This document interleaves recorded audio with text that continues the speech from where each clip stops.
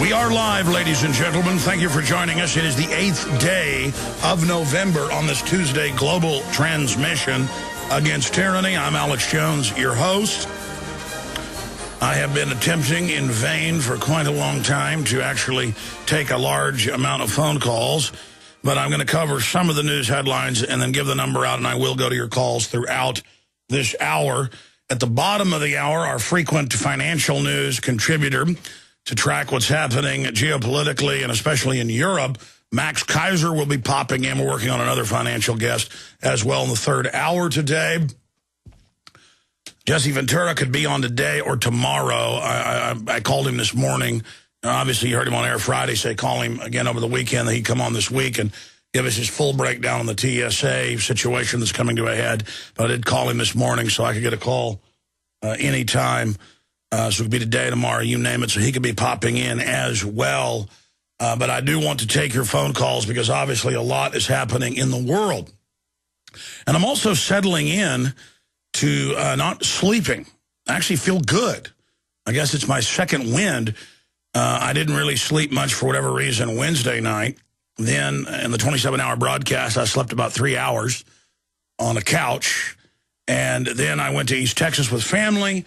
And one of my children was throwing up for whatever reason. Didn't have a fever, though, and was up much of the night. I didn't get much sleep then. Then the next night, my daughter, who has teeth coming in, had a toothache and was up crying all night, something she's never done before. While you're camping, remember that. I'm not complaining. It's just funny.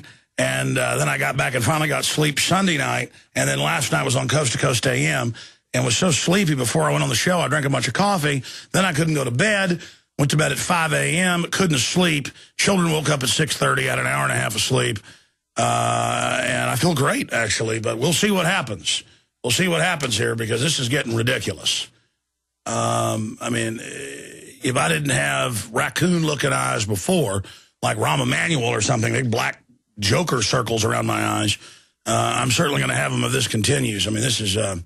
That is an ugly-looking creature right there on your TV screen. Okay, that said, Max Keiser is coming up and joining us. Let's go ahead now and go over some of the news I have here in my stacks.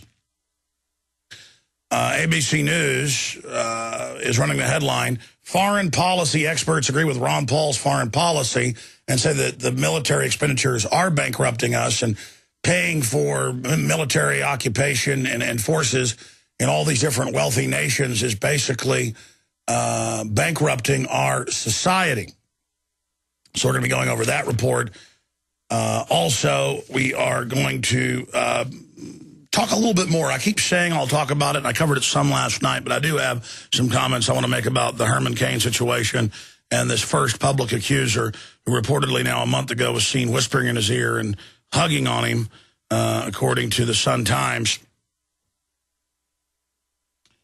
And so we'll be looking at that and breaking that down. But quite frankly, the reason I'm going to talk about Cain is that whether it's true or not, Herman Cain should be politically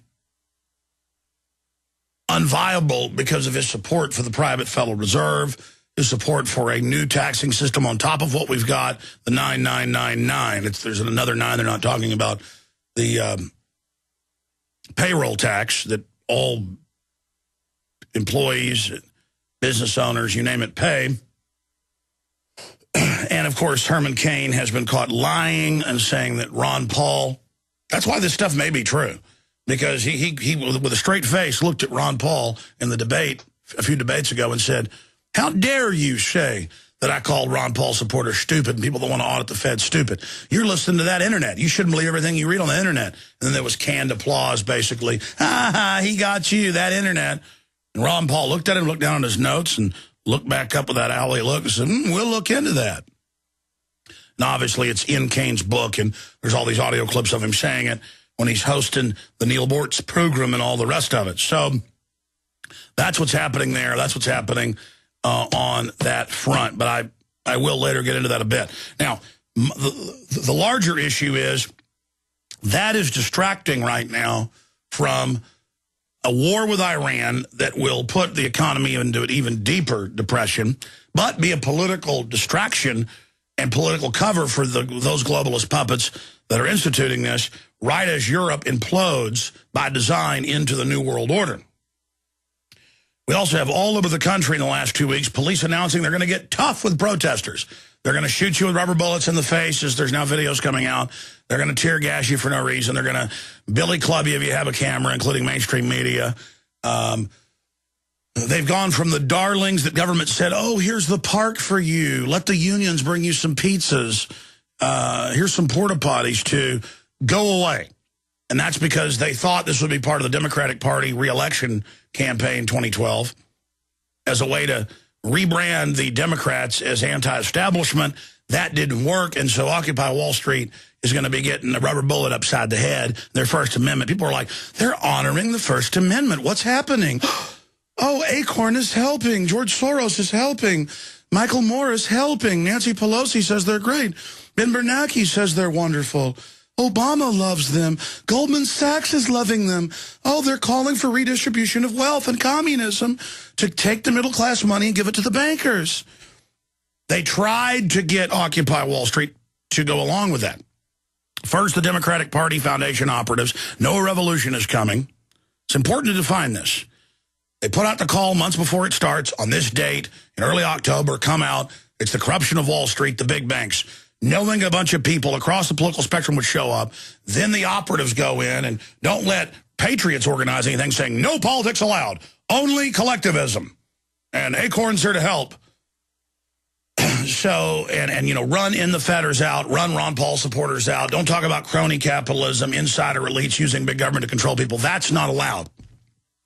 So they tried to control it on record. Now it's admitted that they tried to take control of it and did to a certain extent, but it just didn't work. So now it's time for clobbering. And again, I'm against the attack on the First Amendment, and these police really are shameful across the country. People are like, wow, they're telling people, come on out, and the police are saying they're going to be there to provide you with security. It's friendly. All over the country, the word went out from the feds to their federalized local police departments that are nothing more than little prostitutes of the federal globalist Gestapo. You are honored. We appreciate you. So everybody who was scared to go out and protest the last decade, watching families with babies being pepper sprayed, billy clubbed for no reason, cops spraying pepper spray in Portland and other areas, point blank in babies' faces, and laughing, and if mama don't like it, billy club in the teeth. Ha ha! Because the message was, you don't come out and demonstrate. You understand us? You shut up, you scum. You have no First Amendment. And they hired Delta Force. All the major papers reported in Seattle in '99 was there running airplanes full of anarchist communists that they flew in. And they were, it's all in my film, The Takeover, police admitting it. They were ordered to let them loot, and then they were housed in a government building and protected by police. This is how they do it. But now it's like, you're our friends. Obama likes you. You want higher taxes to pay it in banker bailouts? Austerity? Come on. Come on, the October Revolution. Come on, the mega banks that funded Marx and Engels and then Lenin and then Stalin. Love you. Here's your communist armband. Oh, you're not going to do what we say?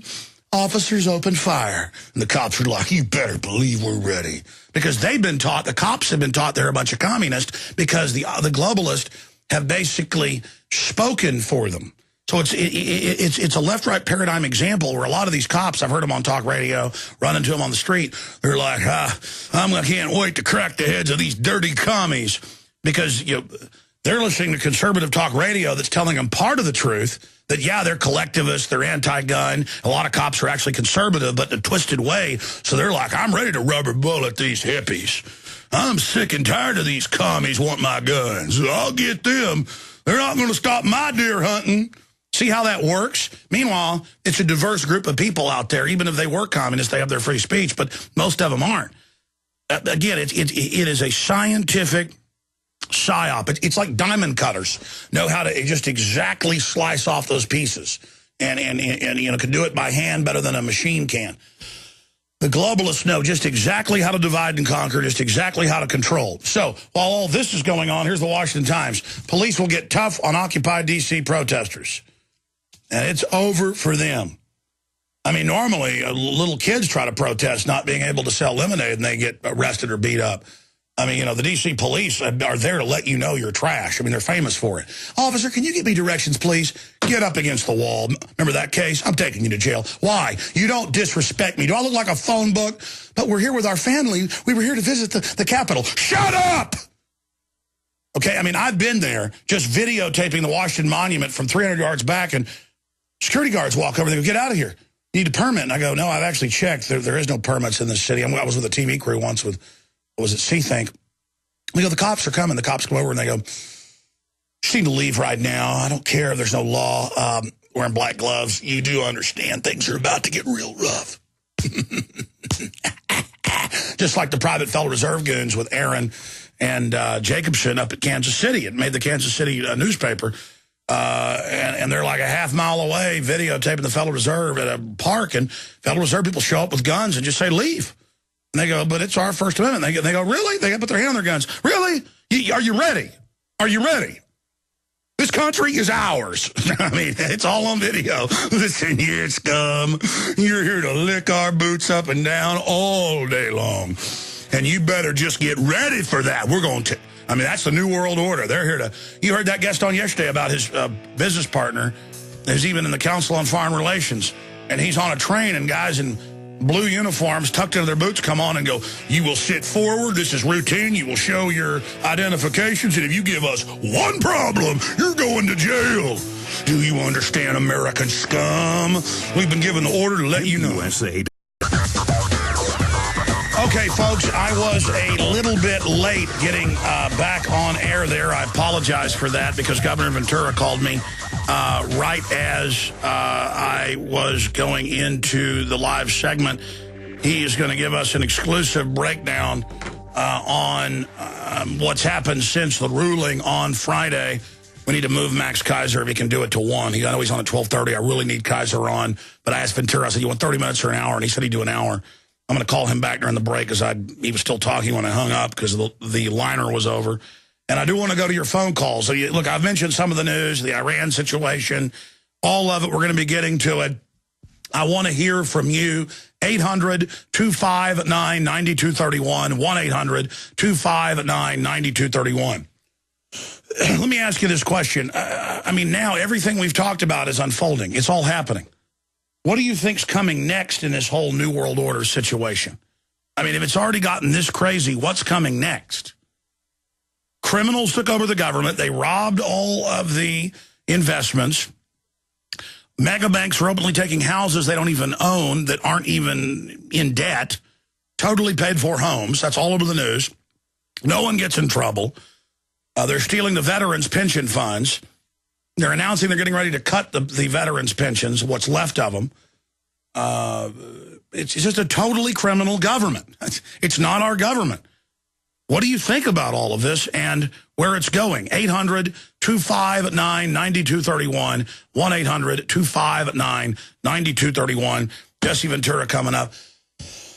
You heard him right after he'd been at that press conference. And, of course, the media distorted what he was saying. He was saying, basically, what do I have to do? Either leave the country or I have to become president to stop this? And so so now they're trying to spin it. I was just talking to him that he's unpatriotic. What's the Teddy Roosevelt quote about love your country, fear and hate your government? What did Thomas Jefferson say? In fact, guys, pull me a bunch of quotes about loving your country but hating your government. There's the old Irish saying that patriotism is loving your country but trying to keep your government in line, basically. It's common sense. Our country's been hijacked by criminal elements, and they're also trying to spin this. Ventura was telling me, well, he's got a bunch of breaking news.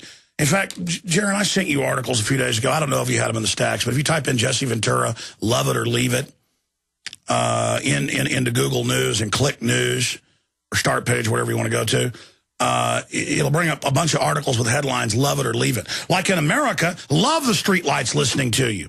By the way, Homeland Security is on, Deputy Director saying, it's great. No one will know they're being listened to. And yeah, there's some of the articles. Yeah, print those for me, thanks. I want to bring those up to him.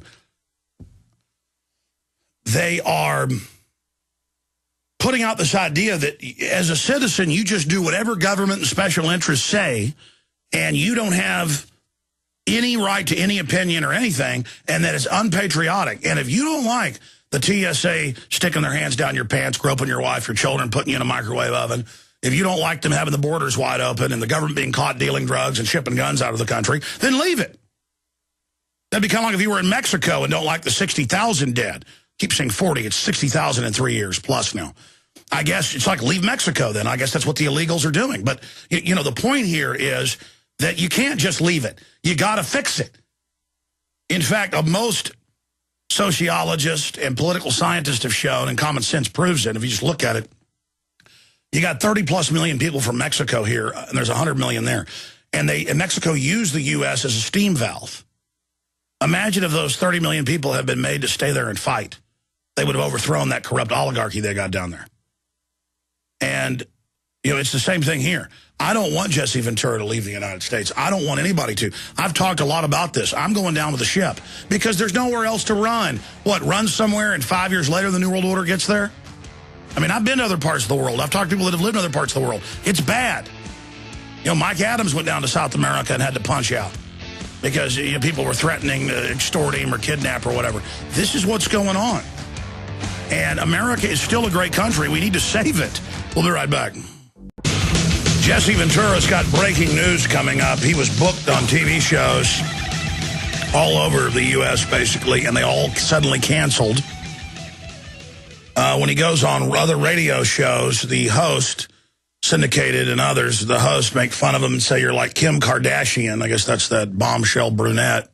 I know enough to know that. Like he's trying to get publicity. I have witnessed Ventura in a controlled rage over this. I have been in a controlled rage. I am sick of it. And when Miss USA cried about the Dallas airport literally going in her panties and touching her genitals, and she cried, they said, oh, she just wants attention. Oh, I guess when you run into highway checkpoints down, they want to search your car. You shouldn't get upset. You shouldn't get upset about federally funded blood draws all over the country. Or Homeland Security announcing they want to start setting up forced quarantines and roundups. You shouldn't get upset about taxes so high it's bankrupting many people. Or NAFTA and GATT deindustrializing the country. No, it's weird to be involved. It's weird to be upset. And they almost ended Ventura's show because of the budget issues of him saying he wouldn't fly. And they couldn't afford to have private jets, so he drives around in his own personal RV all over the country. And I mean, I just, you know, being behind the scenes and watching them, how they turn this around.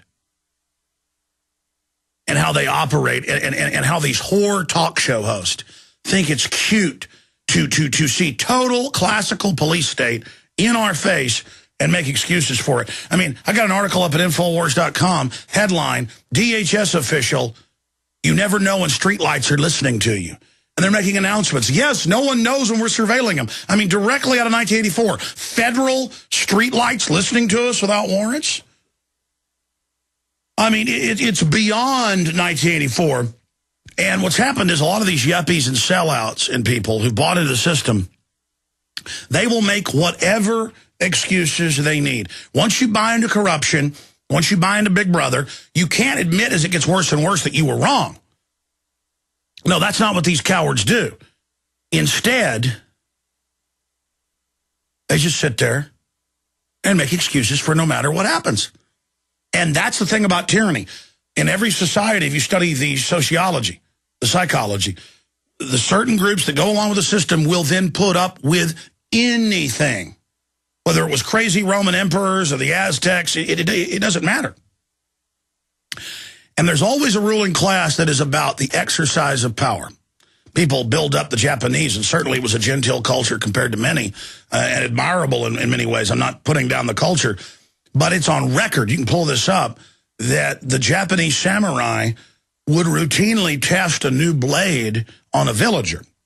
And these are groveling, stooping slaves who bowing, doing whatever they're told, working long hours, 12 hours or more, out in the rice paddies. And they would just, to maintain discipline and exercise power, they would go out and find somebody that looked at them wrong and chop them up with a new blade. You can look that up. Type in samurai had right to kill for no reason. It'll come up. And every culture did that. You there, knave in ancient France, going back 1,000 years ago. You there, you looked at me wrong. Tie him up. One of the favorite ways was just to tie him up against a tree and just slit the throat. It's about the exercise of power. Of all the cultures, it was the Anglo-Saxon culture that developed the Magna Carta, that took the common law to the next level, that chopped the heads off of kings and demanded basic liberties, that grew, wasn't perfect, the system always attacks it, but it grew like an acorn into what we have today. The first society where commoners could own private property. In no other culture could you, a non-royal, and all of their sublords and legates, you could not own private property. And the elites latched on over 100 years ago to eugenics because they already believed they were a different species in the general public.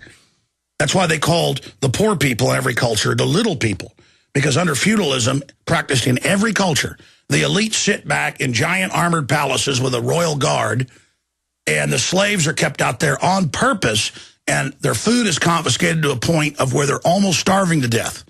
You know, I've had Marines and others describe fighting Iraqis, and after 15 years of sanctions, no medicine, no nothing, they said that they had no energy. Most of the country isn't even getting enough food. And so multiple Marines have described how you're fighting an American, black, white, whatever, they've got muscles on them. They're well fed. These are people malnourished, millions of which starved to death over that 15 years. They estimate they went from 25 million to about 21 million total. War, famine, you name it. And you can just shove the Iraqis aside because they've been starved to death. One good line they have in Silence of the Lambs, I don't recommend if it's a family movie, but where the evil psycho killer who's a genius is talking to the FBI serial killer expert, and he says, "Oh, I see you, Clarice. I see your cheekbones. I see your bones. I see, where'd you come from? Sharecroppers? Is this your background?" And she starts crying because he knows who she is by looking at her body.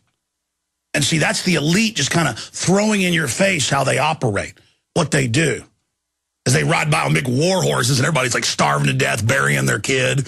And if they caught you taking one rabbit in ancient England, even though your family's starving to death in the winter, one rabbit, you're kept on this tiny tract of land, and you're in there freezing all winter, and you get a rabbit to feed it to your children, and the lords bust in. The sheriff busts in and pulls out a sword and goes, "Get him outside. Walk him outside and run him through. You don't take our property." I mean, that's how every society has operated. And that's the feudal system that we're now going under in this country. That's what's happening to our society. And what the elites have done to the human race, all the strong, smart people they've killed out of domination. The truth is, eugenics is not trying to build up society. It's trying to wreck all that's good in us so these parasites can dominate us. I'm going to go to your phone calls.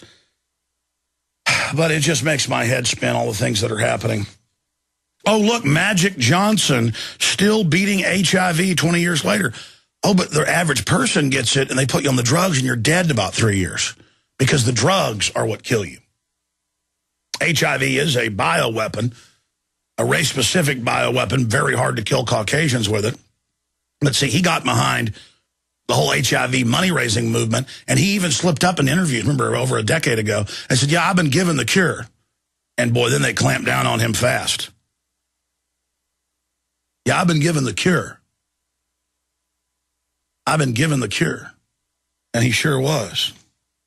But only because he kept his mouth shut. As for those hundreds of millions of Africans that have died from it or related to it, no, you're not going to get the cure. You're going to go in a hole in the ground. You got that? Death is what you get.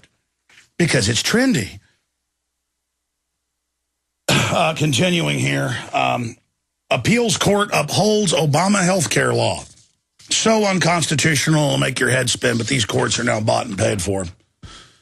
A conservative-leaning panel of federal appellate judges is upholding President Obama's health care law as constitutional, helping set up a Supreme Court fight. Oh, conservatives, because it was written by the insurance companies. It's a robbery of the public, but we'll call it liberal and trendy. You know, it's fun. Can't let the left and right wake up to the fact that it's a scam. So the U.S. Court of Appeals for the District of Columbia issued a split decision Tuesday upholding the law. The court agreed to dismiss a Christian legal group's lawsuit claiming the requirement that all Americans get health insurance is unconstitutional and violates religious freedom. What about having to finance abortion? Here in Travis County, only county in Texas, you got to pay for everybody's abortions. Here's one: new privacy fears as police could track your GPS without warrant. They're already doing it. Here it is: Supreme Court to hear GPS surveillance case. Or lower courts have ruled, yeah, there's no Fourth Amendment. Who needs that? We got banker occupation. We got cancer virus vaccines, fluoride water. We don't need freedom and everything it built.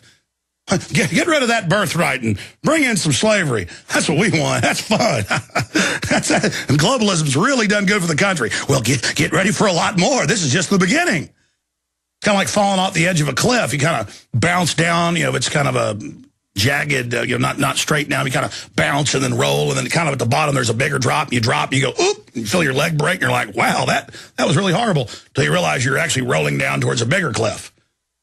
And you're like, oh, that looks like about 500 feet. Well, I guess I'm about to die. We've just kind of been bouncing down the side here, and it's like, oh, look, there's a 500-foot drop. Boy, as bad as it is, blood coming out our faces and broken legs societally, we're about to fall off the big cliff. And the media's like, yay, yay. Ventura's bad because he didn't like people grabbing his genitals. He's a weirdo. Ah, yay, yay. People are like, grope our children. Yes, steal everything. We love paramilitary police at checkpoints. It's freedom. It makes us feel safe. Borders wide open.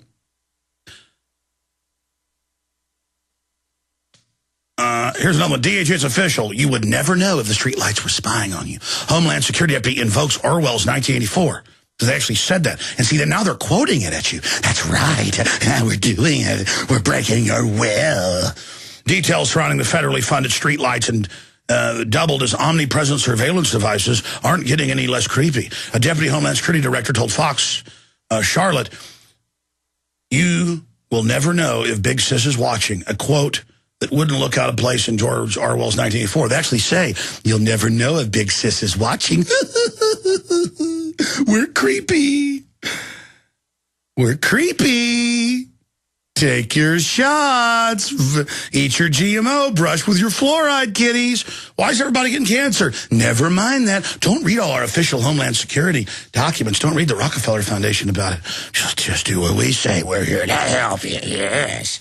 Yes, we're shipping the drugs in. Be sure and use them. Then we'll put you in prison. And we're not just saying that for dramatic effect. The idea you can never be certain whether or not Big Brother was watching and feeling of constantly under supervision is a dominant theme in the 1949 dystopian novel that depicted a totalitarian state under which the population is kept under constant surveillance. But see, I'm beginning to realize here, we were mentally ill. I was bad. You were bad. 1984 is a book of freedom. It is good. The Declaration of Independence is bad. Remember articles a few weeks ago in the news? Is the Declaration of Independence illegal? And the articles were like, yeah, it's bad. But see, 1984, it's good. Actually, we were all wrong. It's not bad. It's good. You see, now you're starting to really understand the freedom. Now you're starting to realize the government cares about you. They care so much about you. They put Al-Qaeda in control of Libya because they're fighting Al-Qaeda. Now you're beginning to understand double think, double speak, double plus good. And now they have Homeland Security people on the news saying, you never know if Big Sis is watching and listening and giggling. Just like, yeah, slaves, you think it's bad now. Ooh, we're getting ready. We got the camps ready. We got the rape rooms ready, just like at Abu Ghraib, and we're ready. Oh, we're ready, and we're going to tell you to line up and turn your guns in, and you're going to do it. Just as long as they have some good old boy up on the news going, we're doing this because Al-Qaeda hit us. Nobody likes it, but it's what we got to do. Anybody that doesn't turn them in is with Al-Qaeda. And good old boys will be like, I guess I'm turning them in. No way the government went bad on me. Anyone not turning in their firearms is a terrorist sympathizer. Oh, by the way, I'm hearing emergency alert system taking over every hour or so. I heard it last night and this morning taking over. Oh, they're really getting ready for the freedom. Jerry in Texas, then Dean, Hector, Barbara, Danny, and others. Go ahead, Jerry. You're on the air. I want to poke at, but first I just want to say I really respect what you're doing. I don't think people realize the amount of hostility and indifference you're met with when you try and spread the truth. It just goes to show, how brainwashed the general populace is right now.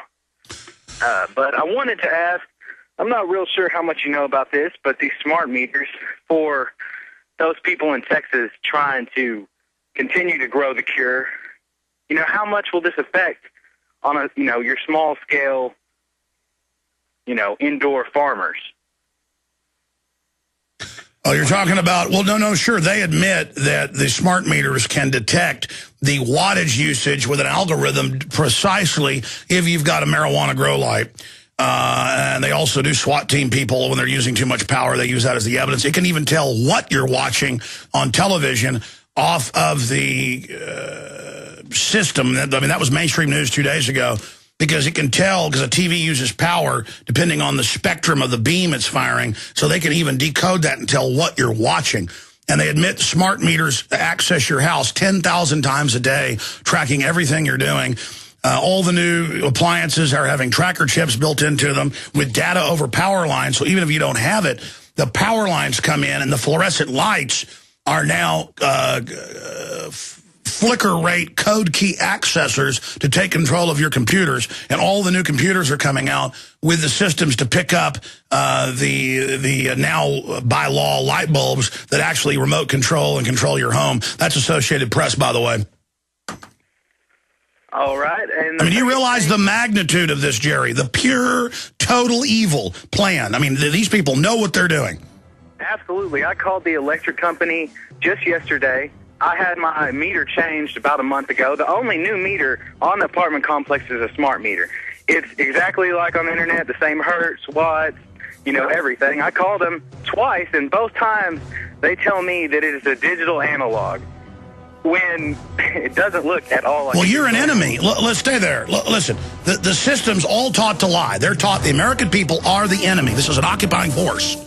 With new financial dominoes falling each. Listen, I'm ranting here desperately because I can't even describe to you how serious it is. Thank God for people like George Norrie last night. I was on for 3 hours, reaching 16 million people at least, covering all these issues. Thank God that the internet, the most dominant media now out there, is alternative news. Thank God for the Drudge Report and other outlets that at least allow some of this information to get out. But it is dire. And again, most of the people that work for government are compartmentalized. And they've been hired because they are short-sighted. They don't understand what they're part of. But anybody who studied history knows how much trouble we're in. We're going to go back to Jerry and then Dean and others here in just a moment. I wanted to tell you about Diamond Gusset Jeans, made in America. They have a whole new line of jeans in all styles for men and women. Go to gussetclothing.com. That's Gusset clothing.com. And they just last a lot longer than even Levi's. Find out why they're special. And take a look at the great American-made product. From the field to the factory, all Diamond Gusset jeans are made right here in America, whether you're looking for boot cut, slim fit, or Kevlar reinforced, like their Defender jeans for motorcycles that are awesome. You can find something for every member of your family. Check them out today, gussetclothing.com or 888-8-GUSSET. That's 888-8-GUSSET. And also, I want to tell you about purewaterfreedom.com. If you want to affordably remove fluoride from your tap water, visit purewaterfreedom.com. They have a whole line of household fluoride filters. You can even remove fluoride from every water source in your home with a whole house fluoride system. They have a wide variety of filters to remove all types of toxins from your water, including shower and bath filters. The reverse osmosis system will filter radioactive isotopes. All their filters are made in the USA. Check out their banners on PrisonPlanet.com and Infowars.com, or go to PureWaterFreedom.com to take control of your water future today. And it is the sponsors and your support and the folks at the Money Bomb and people that buy the books and the videos and get the PrisonPlanet.tv memberships that make all of this possible. By the way, at the end of the month, we're going to end the 15-day free trial.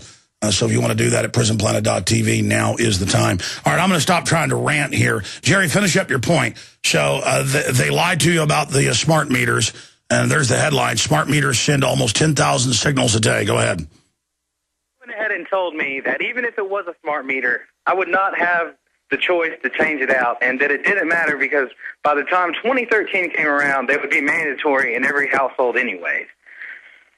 Oh, yeah, and remember, in California, they said, we're not listening, we can't track you, we won't control your temperature, and now they go, yeah, we're going to control your temperature and charge you more when you use more energy, and we're going to track, listen, it's a box that tracks everything in your house, data over power.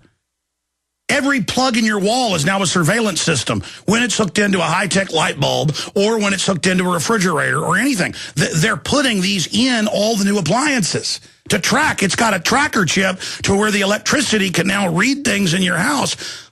This is all admitted. In fact, I just showed that article. Type in smart meters can tell what you're watching on television. I know Wired Magazine and others have covered it. I mean, you cannot make this up, folks. You cannot make up the crooked wickedness of these criminal bankers. And look at how they're masters of making you pay for it when you buy an iPhone or a washing machine or a computer or in your power bill. They make you pay in your bill for all this surveillance crap. I'm sorry. It's making me want to throw up. They're building Trojan horses into everything, including the stinking streetlights, and bragging, saying, Big Sis is listening. Ha, ha, ha. And I'm like, oh, boy. I'm sorry. Final comment. The next thing I want to get into real quick is if we can't educate people that hemp cures cancer and all mutating cell diseases before TSA sets up these statewide roadblocks and the smart meters go into effect, the general populace will never even have a chance to understand that they could be completely free from the large pharmaceutical companies. Well, I know that cannabis has a lot of great attributes, and now there's a headline, Smart Meters Reveal TV Viewing Habits. What publication is that out of? I know I saw it, and that's out of the H Security. You can see it everywhere. All right, we'll be right back with more of your calls, and Jesse Ventura with breaking news. Stay with us. Jesse Ventura with breaking news, joining us here on this Tuesday, 8th day of November transmission. Right now, let's go to Dean in New York, then Barbara, Danny, Hector, and others. Let's go to Dean. Dean, you're on the air. Welcome. Oh, thanks, Alex. How are you? Prison Planet member. Watch your DVDs. You kind of woke me up. And I called in mostly to address the Jesse Ventura, because, see, the governor. A governor treated this way, not only by TSA, but also by the court system. I just have to say something, okay? And it's quite simple, Alex. Under the 14th Amendment, if you are a U.S. citizen, this is going to be hard for a lot of people to accept, but it's the truth. And like you said, research it. Check it out. Under the 14th Amendment, if you claim that you're a U.S. citizen, you no longer have rights under the Constitution. You have privileges. Your Bill of Rights are gone. It's gone, okay? So Jesse is a citizen. You're a citizen. Because we're all citizens, you can just kiss the Constitution and the Bill of Rights because it doesn't apply to us anymore, okay? It's just that simple. It's a sad fact, but it is a truth. Now, there's someone that you probably should have to explore this issue further, because this is very explosive information, and I almost had to think to myself, geez, should I go on a medium like the Alex Jones show, reaching millions of people with this information? But I felt compelled to, because I owe an obligation to basically to you and your organization for what you've done to wake me up. There's a man called L.B. Bork. He wrote a book. He called The Red Amendment.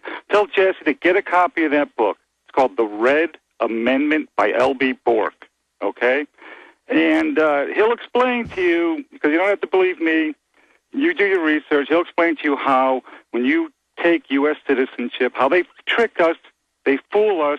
As soon as, like, when you were going across the border... Yeah, just to be clear, before you were a state citizen, they were a confederation that created the federal government. Our senators were sent to Washington. They were elected by the legislature. They were creatures of the states. They didn't want to actually make black people, free men, so instead they made them wards of the District of Columbia. And, yes, that's all true. Alex, they made all of us wards. No, I know, sir, I know, sir. I'm telling you what they said they were doing with the creation of that amendment, the reason they said they created that amendment, and yes, that's what it did to everyone. I've been aware of that for 16 years, and I'm glad you called in and brought that up. It is true. Let's go ahead and take another call here. Let's talk to Hector in Texas. Hector, you're on the air. Yeah, I wanted to ask you a question about Occupy Wall Street. You mentioned that they're going to clamp down on it, and I wanted to know if that action is going to backfire on them. And I mean, I went last Friday to an Occupy Houston, and I noticed the overwhelming majority of people there are, Democrats, and they blame capitalism and stuff like that. But there's reasonable people also there who, want to talk about reinstating Glass-Steagall Act and really know what it is, the problem we're having. So I was also putting a call out there to the, Infowars to at least try to educate people, go to the Occupy movements and try to educate No, this is a golden opportunity to reach people that are politically waking up. Every person you wake up is a devastating blow against the globalist. In the feathers, get in there.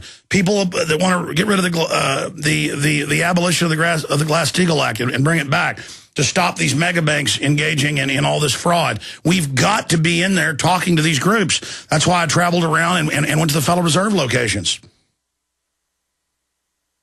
Yeah, I'm also wondering what's going on with the Federal Reserve protest. I haven't heard anything from you, any update. I know about a week or two into it, people were still up there, and we actually interviewed some of them on the nightly news. And I don't think there's anybody up there now, but it got a lot of attention on the Federal Reserve and really scared the system. And there's protests off and on at Federal Reserves everywhere. So great job to everybody out there. All right, we're going to get Governor Jesse Ventura on the line.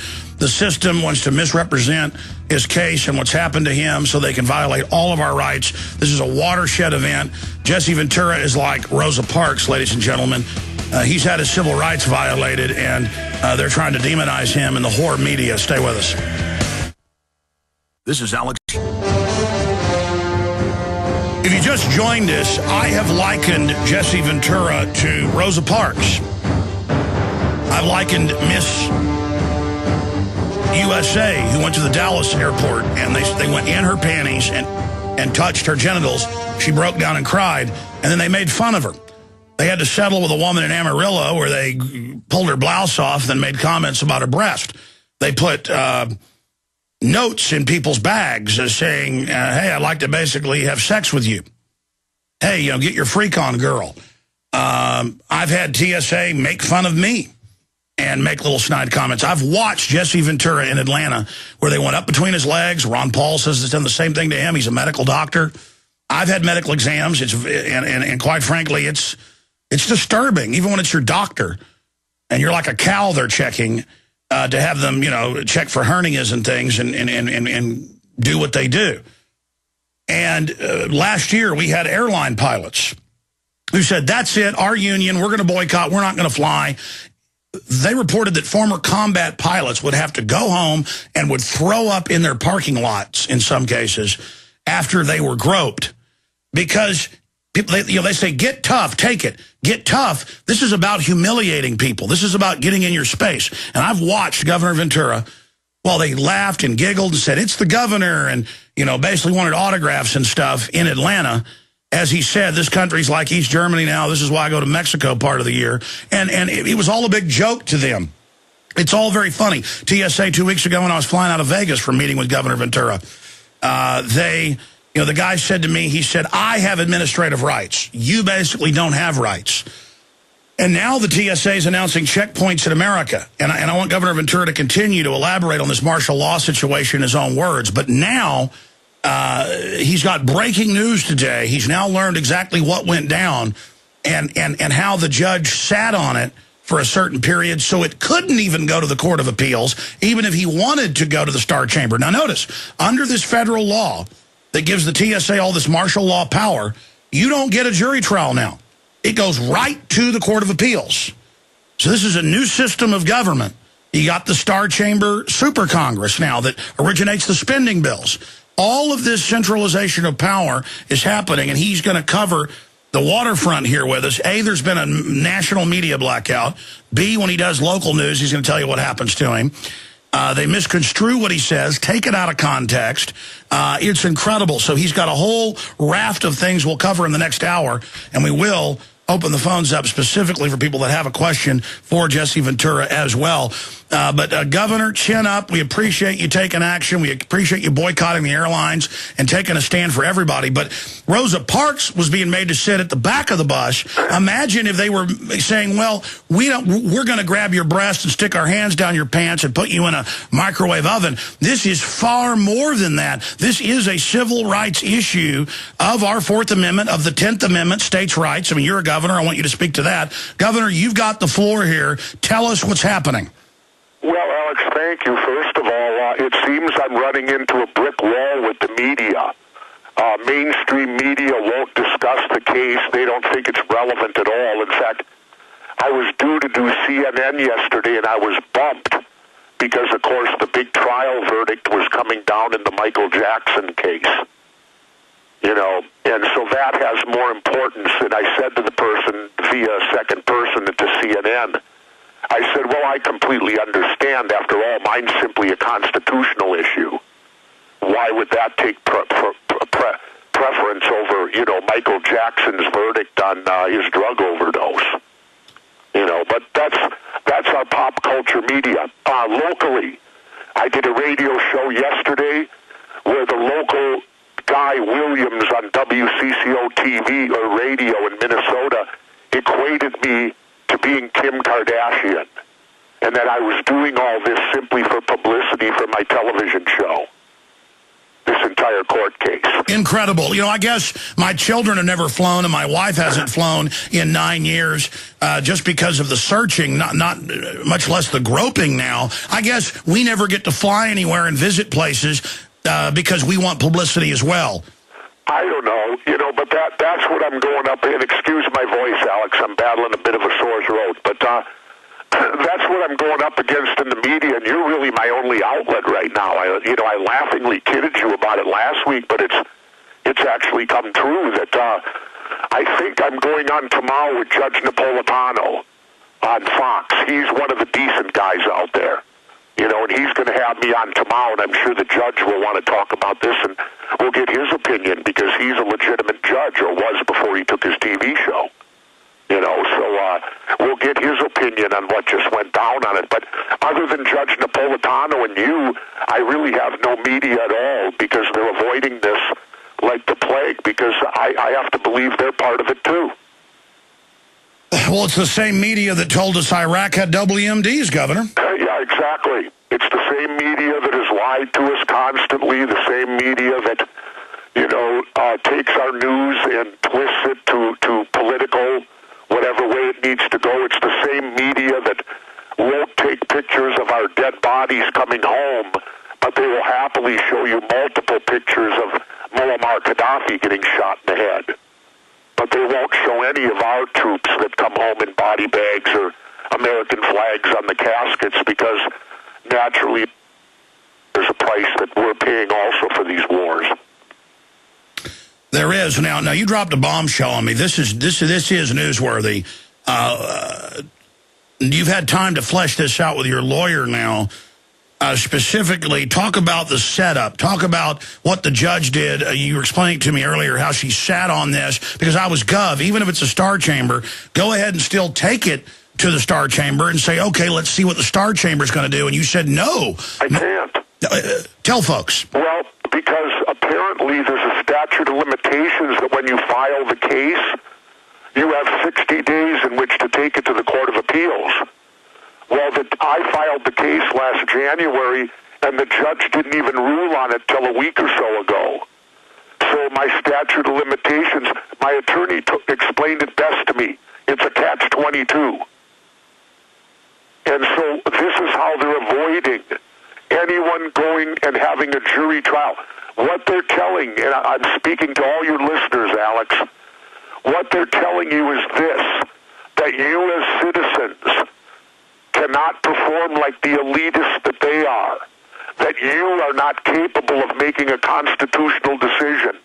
So therefore, they will not let any constitutional decision go to a jury. I cannot have a jury trial. They're not allowing me.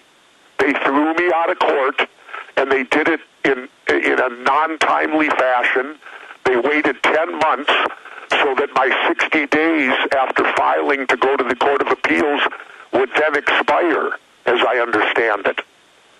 You know, while I'm waiting for her to do the decision. Now, if your listeners want to voice opinion about Judge Nelson, feel free to do so. It's Judge Nelson in the St. Paul District of the Federal Court. She's the same woman that initially did, the same judge that handled the National Football League, the first one to make a ruling on it. So, you know, if they want to email her, call her, write. I'm actually, Alex, you know, I've gone down 4 times now with the Picket Wall Street people in Minneapolis. But I'm going to switch. I'm not going down there anymore. In my spare time now, I'm going to go over to the St. Paul Federal Courts building, and I'm going to walk by myself with my own sign. And my sign is going to say, I could get equal treatment in Cuba. Well, it's true. And you know, because I feel that way. I feel that if I were in Cuba, I couldn't be treated any worse than what I'm being treated here in not being allowed to go in front of a jury of my peers of citizens, because that's all I am now. I am Jesse Ventura, citizen. And I can't go in front of a jury of my peers and have them decide whether my constitutional Bill of Rights, 4th Amendment, is being violated, because the government won't let me. Now that's oppression. That is not freedom. That is not... Our founding fathers, I couldn't imagine what they would think about this decision.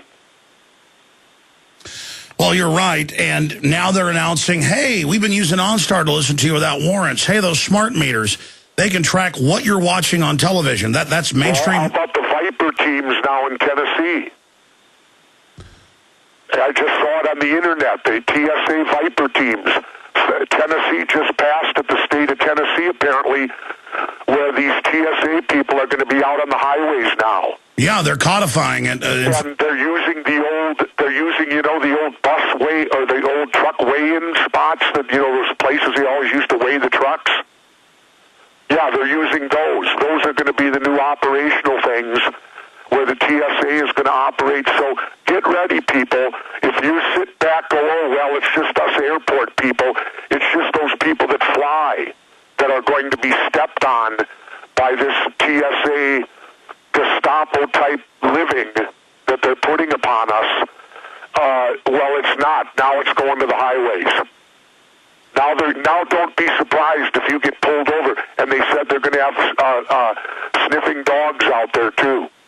Oh, they've all over the Texas coast, hundreds of miles from the border. You take any little ferry over, they search your whole car, pull you out. But now, as you said, all over the U.S., in the middle of the country, I've seen it on the news, they pull families out, and now they say they're going to start groping. They've got federal grants where they start taking blood at checkpoints. Now, they now admit, Kathleen Sebelius admits they're going to merge the Department of Health and Human Services with Homeland Security and do forced inoculations, Gov. That's what this is really all about.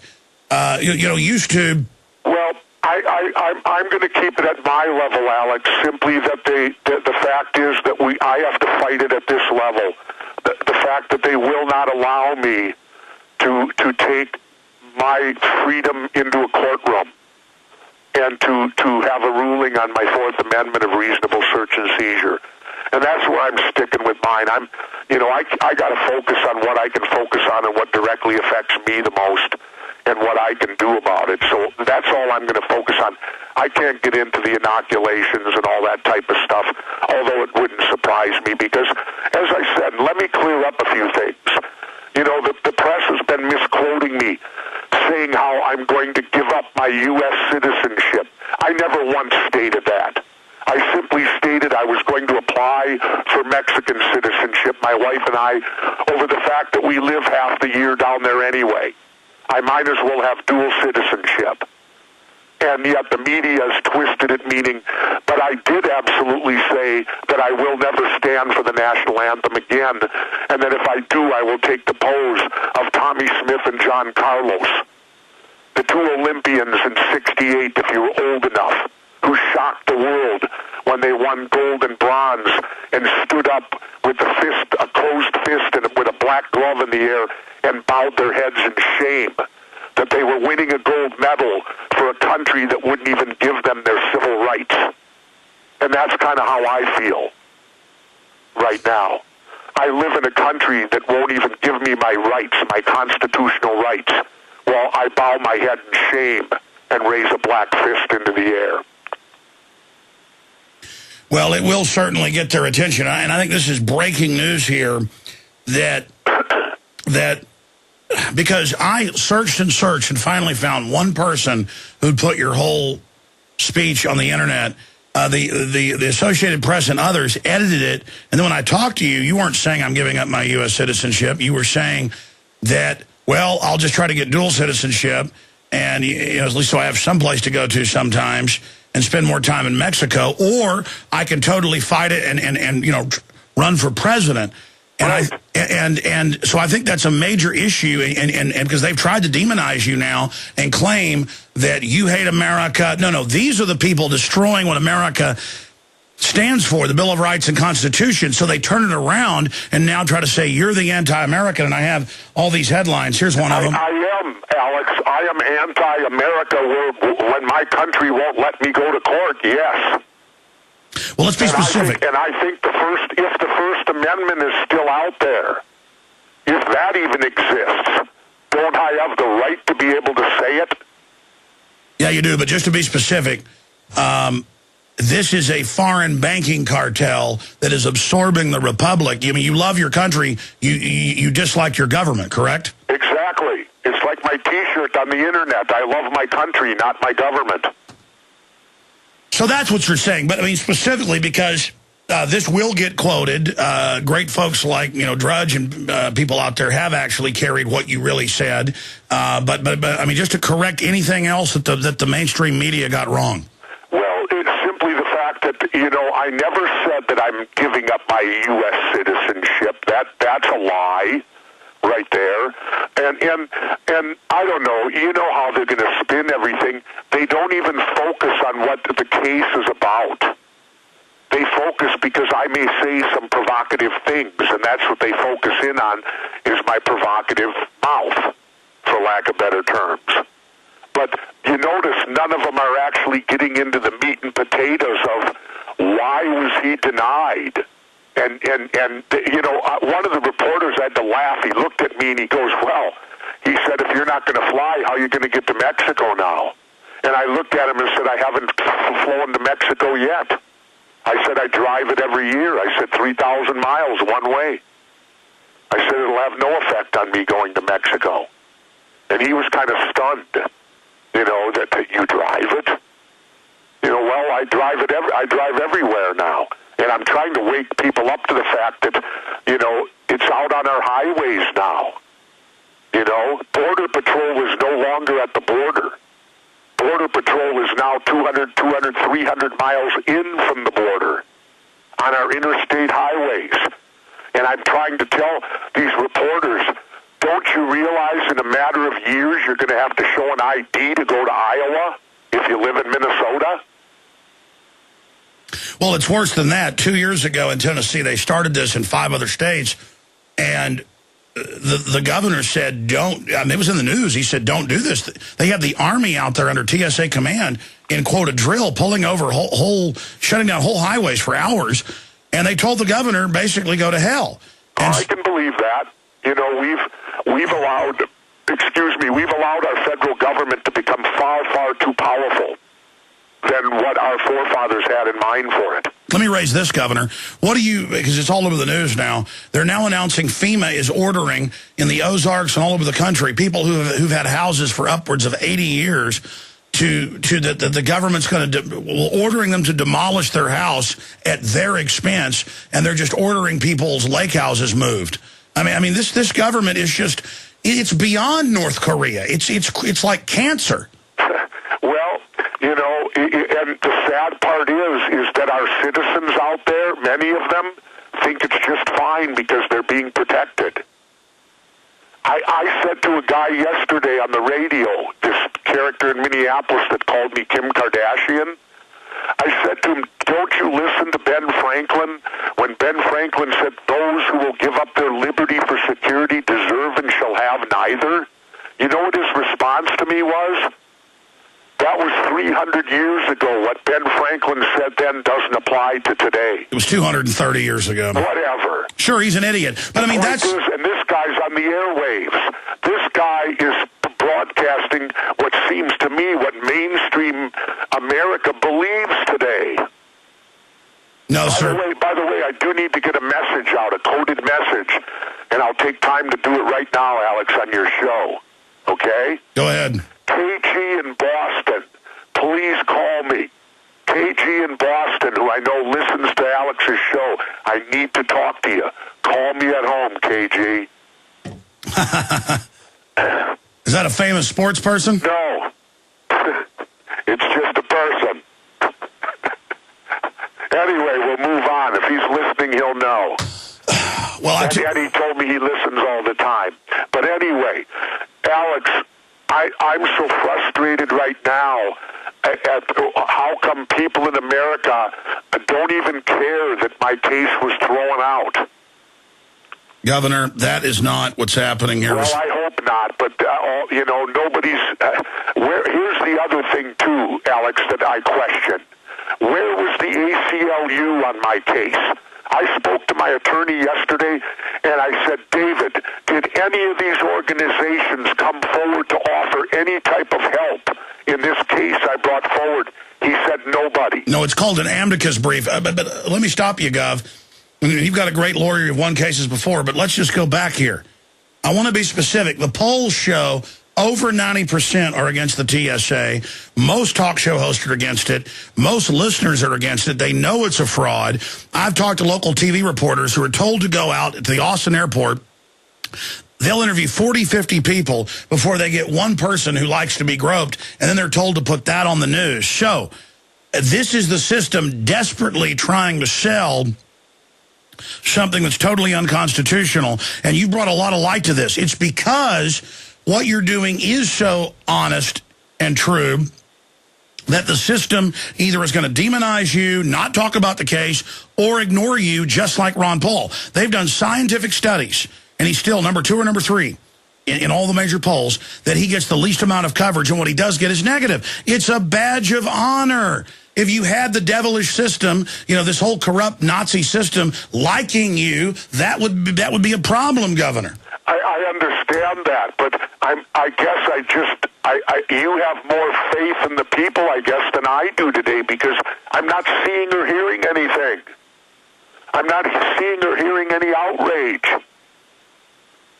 I mean, other than you, Alex, and a handful of people of my inner sanctum, I haven't even had nobody tell me, hey, thanks for doing what you're doing. Not that I need it, but I just would like to feel that this country isn't, for lack of a better term, drinking the Kool-Aid and the fluoride in the water, and they just don't give a damn. Well, that's why. That's it, sir. You've done investigations on that. We have a drugged, brain-damaged public. These are victims. We've got to continue to wake them up. Stay there. We'll be right back with Jesse Ventura. Stay with us. All right, Governor Jesse Ventura is our guest, and we're going to go to him in a moment. But I can tell you unequivocally, just like those airline pilots said, we're not doing this. You trust us with a giant plane, but you're going to have some pot-bellied person grab our genitals and microwave us. Not happening. We've got to say no like they did. And here's another issue. This is the federalization of transportation. They're now estimating, it was $20 billion, now $40 billion a year. $40 billion a year. $40 billion a year that the hotels are losing, that the restaurants are losing, that the theme parks are losing. Remember last year when this all kind of peaked because Drudge, who is the #1 news website in the world, was posting our articles every day, and my own employee, them trying to grope her small daughter and all that kind of kicked it all off, and then them lying and saying they weren't and video coming out of it. They came out at that point and basically tried to deny they were doing all this. And then the Restaurant Association, the Hotel Association, the Travel Association came out and said, stop it, don't do it, we don't want this. So Governor Ventura is just a prominent person who had the courage to speak out and say no and not fly. The reason they're engaged in a blackout of him right now is because they're scared of it. They know we're reaching critical mass. They know this is a bipartisan, transpartisan issue that brings black, white, Hispanic, liberal, conservative, libertarian, atheist, Christian, Muslim, Jew, agnostic, Buddhist together. This is a unifying issue. Everybody knows it's a joke. And the borders are basically wide open, but then they're using this, like Ron Paul said, the walls are to keep us in. We're going back to Jesse Ventura, but I just want to point out, if you go to Infowars.com, we've got all three of his latest books, American Conspiracies, incredibly powerful, super discounted right now. 63 documents the government doesn't want you to read. New York Times bestseller with Dick Russell and Jesse Ventura. Don't Start the Revolution Without Me. All three of these books discounted at Infowars.com. Get them out to people. And Jesse, I've got to say to you, and I want you to have the floor here, and then really break down where you stand. But I have seen you fly. I have seen you happy when we got to the airport, literally beside yourself, angry in a controlled fashion after they groped you. Ron Paul has come on and said it's disgusting and it enrages him. He has to fly like twice a week. He hates it. All these other Congress people. I've had state reps on where they intimidate them and grope their children and scream at them. Everybody's getting sick of this. So that's why they're scared. But why not run for president to really say, I want the Bill of Rights, I want my country back, I want my country back, you know, and there's no way they can ignore you if you do that. This is the best way to fight these bastards. It's like Rosa Parks running for president, Governor Ventura. Well, thanks, Alex, but the difficulty would be this. I don't have any money. I won't accept PAC money. I don't accept corporate money. I never did. Let me repeat to people, when I ran for governor of Minnesota, I only raised $300,000. I actually made more money doing the job than I did to get the job. I made $120,000 a year for 4 years. That's what the governor is paid. And so I made $480,000, and I only spent $300,000 to get it. The problem is, Alex, I don't have ballot access. I can say all I want. I'll run for president. But I won't have ballot access in any states, so therefore they'd have to write me, and there's no way you stand any chance. Okay, I got that, but look at Ron Paul. His average donation's about $40, and he's the number 3 raiser. I think you could do it regardless. You're saying, you've told me privately, I won't run unless I think I can win. You win by fighting these creatures and forcing your way into the media, and I agree. I think it's time for the libertarians. Aaron Russo was great. Michael Bagneric, great. Come on, folks. They're great guys. But Jesse Ventura, you are head and shoulders more as a personality. The libertarians need to call for you. I know they're waiting for Ron Paul off record. I mean, that's well known in the media. Paul said he might run third party if he doesn't get the nomination. But I'm telling you, Gov, I mean, you put your hat in the ring. You're waiting on it. What can I do? What am I supposed to do? Call the libertarians and say, here I am? Well, that's what happens. They've got people already lobbying, or they've got that caucus. I mean, I think it's here. I think that it would require the libertarians to come to me and say, look, we have ballot access in 48, 50 states. We would like you to be our nomination for president. Oh, it's sensational. Because I just don't think it's right for me to... I think they're the organization. They're the ones that have the ballot access. Well, I know this. You're very libertarian on every front. In fact, I passed their test with flying colors. Yeah, well, I mean, there's no doubt compared to Bob Barr. I mean, you're a much bigger and more powerful and constitutional figure. You didn't vote for the Patriot Act like he did, and I'm not... He said he voted for it to get a sunset in it, but, I mean, I'm not saying Barr's even a bad guy. The point is, you are light years ahead of him. Remember something, too, though, Alex. When you let me explain this. When you hold those public offices, when you leave 10 years later, you realize that there are quite a few things you voted for that you probably, in hindsight, would not have done. That can happen to you. You know, and it can happen, and I'm not making excuses for Bob Barr on the Patriot Act, but it can happen, and it's okay to change your mind. If you voted for something 10 years ago, and then you realize through educating yourself and seeing the results of it that you were wrong, then simply come out and admit it. All right, well, I'm going to say this right. I made a mistake when I voted for that 10 years ago. I agree. I think he's done that now. But what I'm saying here is it shows a judgment issue, but I understand what you're saying. I'm saying this right now. If the Libertarian Party does not approach you now and does not seriously entertain asking you to go to their caucus and try to win it, because that's how it works. It's Libertarian. You undoubtedly win it hands down because you've got the background, everything. You dwarf Bob Barr. You would bring absolute lightning power to this whole thing. And the fundraising they would get, the amount of attention, a lot of people have said at the hierarchy they're infiltrated. And I'm saying right now, if they don't approach you, they are 100% infiltrated. Unless they come out and say, we're waiting for Ron Paul, then they throw the gauntlet down in front of him if he doesn't pick it up and then have you as VP. Because that's even, I mean, that's a royal flush right there. That's power packed. But, I mean, definitely you need to get in the mix now. And people who are libertarians need to call them up and say, listen, we need Jesse Ventura in there. Don't try another Bob Barr on us or something. I mean, I'm sorry, not trying to make Bob Barr angry at us. He comes on the show, but I'm sorry, Bob, you're no Jesse Ventura. Well, you know, I'm not going to say one or the other that way, you know, on Mr. Barr, but, you know, that's the status of it. And then again, you know, before I would do anything like that, I would have to consult my wife and my family because I don't know if they're up for it. You know, and I'll be honest with you, Alex, before any elected job, I put my wife in front of it. That's one of the reasons I did not seek re-election for a second term as governor. You know, I could have won. There's no doubt in my mind I could have been re-elected probably as many times as I would have desired. The Republican Speaker of the House, even off the record, told me that when I was in office. He said, there's nobody in Minnesota that'll beat you. He said, you can be governor as long as you want, but I'm not that way.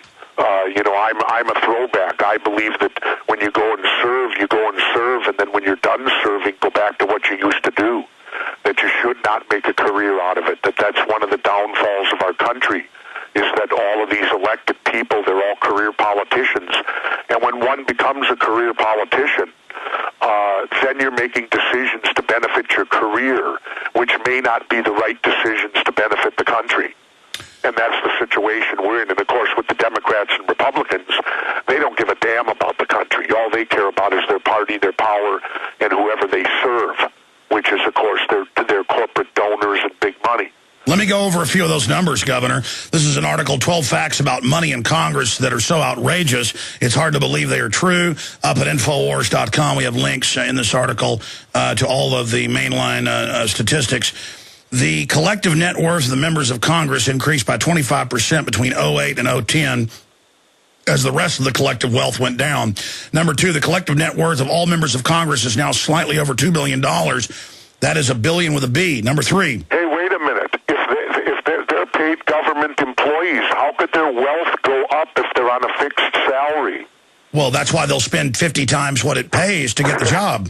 Gee, are they getting money on the side somehow? Yeah, let's continue. Okay. Number three, this happened during a time when the net worth of most American households was declining rapidly. According to the Federal Reserve, the collective net worth of all Americans decreased by 23% during the same period. So there's one up more than... Let me add this to it, too. All you hear about from Republicans in Congress is government Obamacare, right? Yes, sir. Well, then... here's what I propose. I propose that every citizen in the United States should have the identical health care as the Congress gets. Oh, that's right. They're exempt from all their own laws to get their own health care. Yeah, and what is it? It's government-run health care. So when you hear Michelle Bachmann screaming about Obamacare, remember, she has government-run health care that serves her family just fine. That's right. Ron Paul has refused it, by the way. Well, okay, you know, Ron's an honorable man. Exactly. No, I was just... But the point is, there's your fine example that the Congress gets benefits you don't get.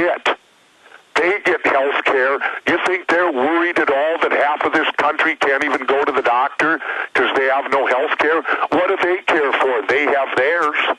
And theirs is government run.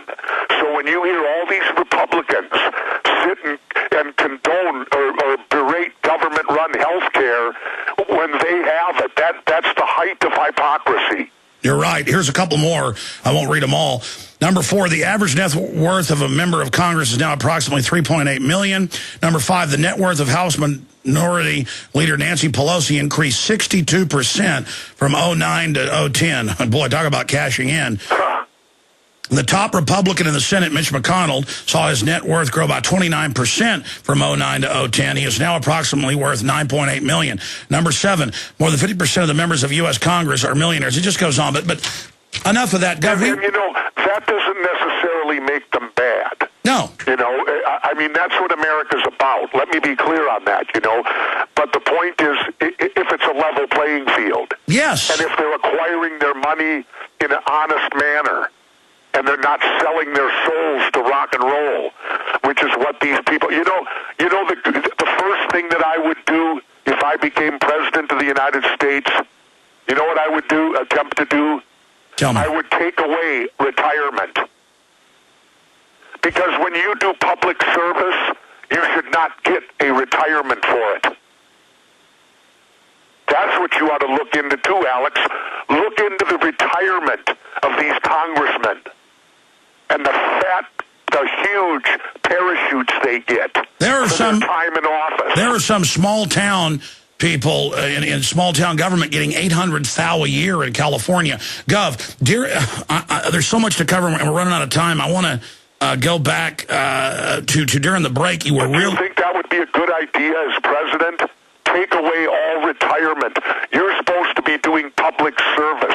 When you do public service, there shouldn't be a retirement plan. Well, I know it's certainly turned the government into a mafia, but Gov, going back to during the break, you were really on fire talking about what the TSA is, where this country's going, the media lying about what you said. Throw down the gauntlet. I mean, you've got the floor. You know, again, the TSA to me, you know, the workers out there, I mean, these are $10 an hour workers. These are people that are not highly trained. They're not highly trained at all to do what they do, and it's a complete abuse. People that work at the airports, they don't have to go through this screening. It's only the passengers that do. And I would love to see people boycott the airlines. I would encourage people, if you get the chance, don't fly. Don't participate in this martial law that's going on at our airports. Because if you want to know what martial law is, go to an airport. Go to an airport. All you're going to see are guards, armed guards, walking everywhere, and you being frisked and patted down and treated like a prison asylum. And that's what our airports... I live in Mexico half the year, and I have a lot of friends down there that come from Europe. They avoid the United States like the plague. They avoid it because it's like going into East Berlin. They tell me that. Is that what our country should stand for? We, the bastion of freedom, and we're supposed to stand for this lockdown? You know, all over the pretense that they're keeping us safe. Keeping us safe from who? I would say we need to be kept safe from them. Well said. That's what I told the TSA guy. I'm like, how do I know you're not a terrorist? You guys get caught stealing and doing all this stuff constantly. You know, I'm not going to get into individual things the TSA does. The TSA is there because our elected officials in government, George Bush and the Patriot Act, put them there. You're right. And the TSA and Homeland Security. Homeland Security is a federal agency that has the power of the Gestapo. I mean, when I went out to do Plum Island, none of the fishermen would take me on a legal ride in their boat because they were afraid Homeland Security would pull their license and they would lose their livelihood. That's what our government's supposed to be, oppressive like that. Our government is supposed to rule us with fear. I don't think that's what the United States of America should stand for at all. And that's what our government, in my opinion, has turned into today. Well, you're right. I mean, the whole world looks at us in horror and thinks of us as a police state. Well, Alex, why do we need bases all throughout the world? What have we done to the rest of the world where we have the need to protect ourselves to such extreme? Obviously, we're not a very good neighbor.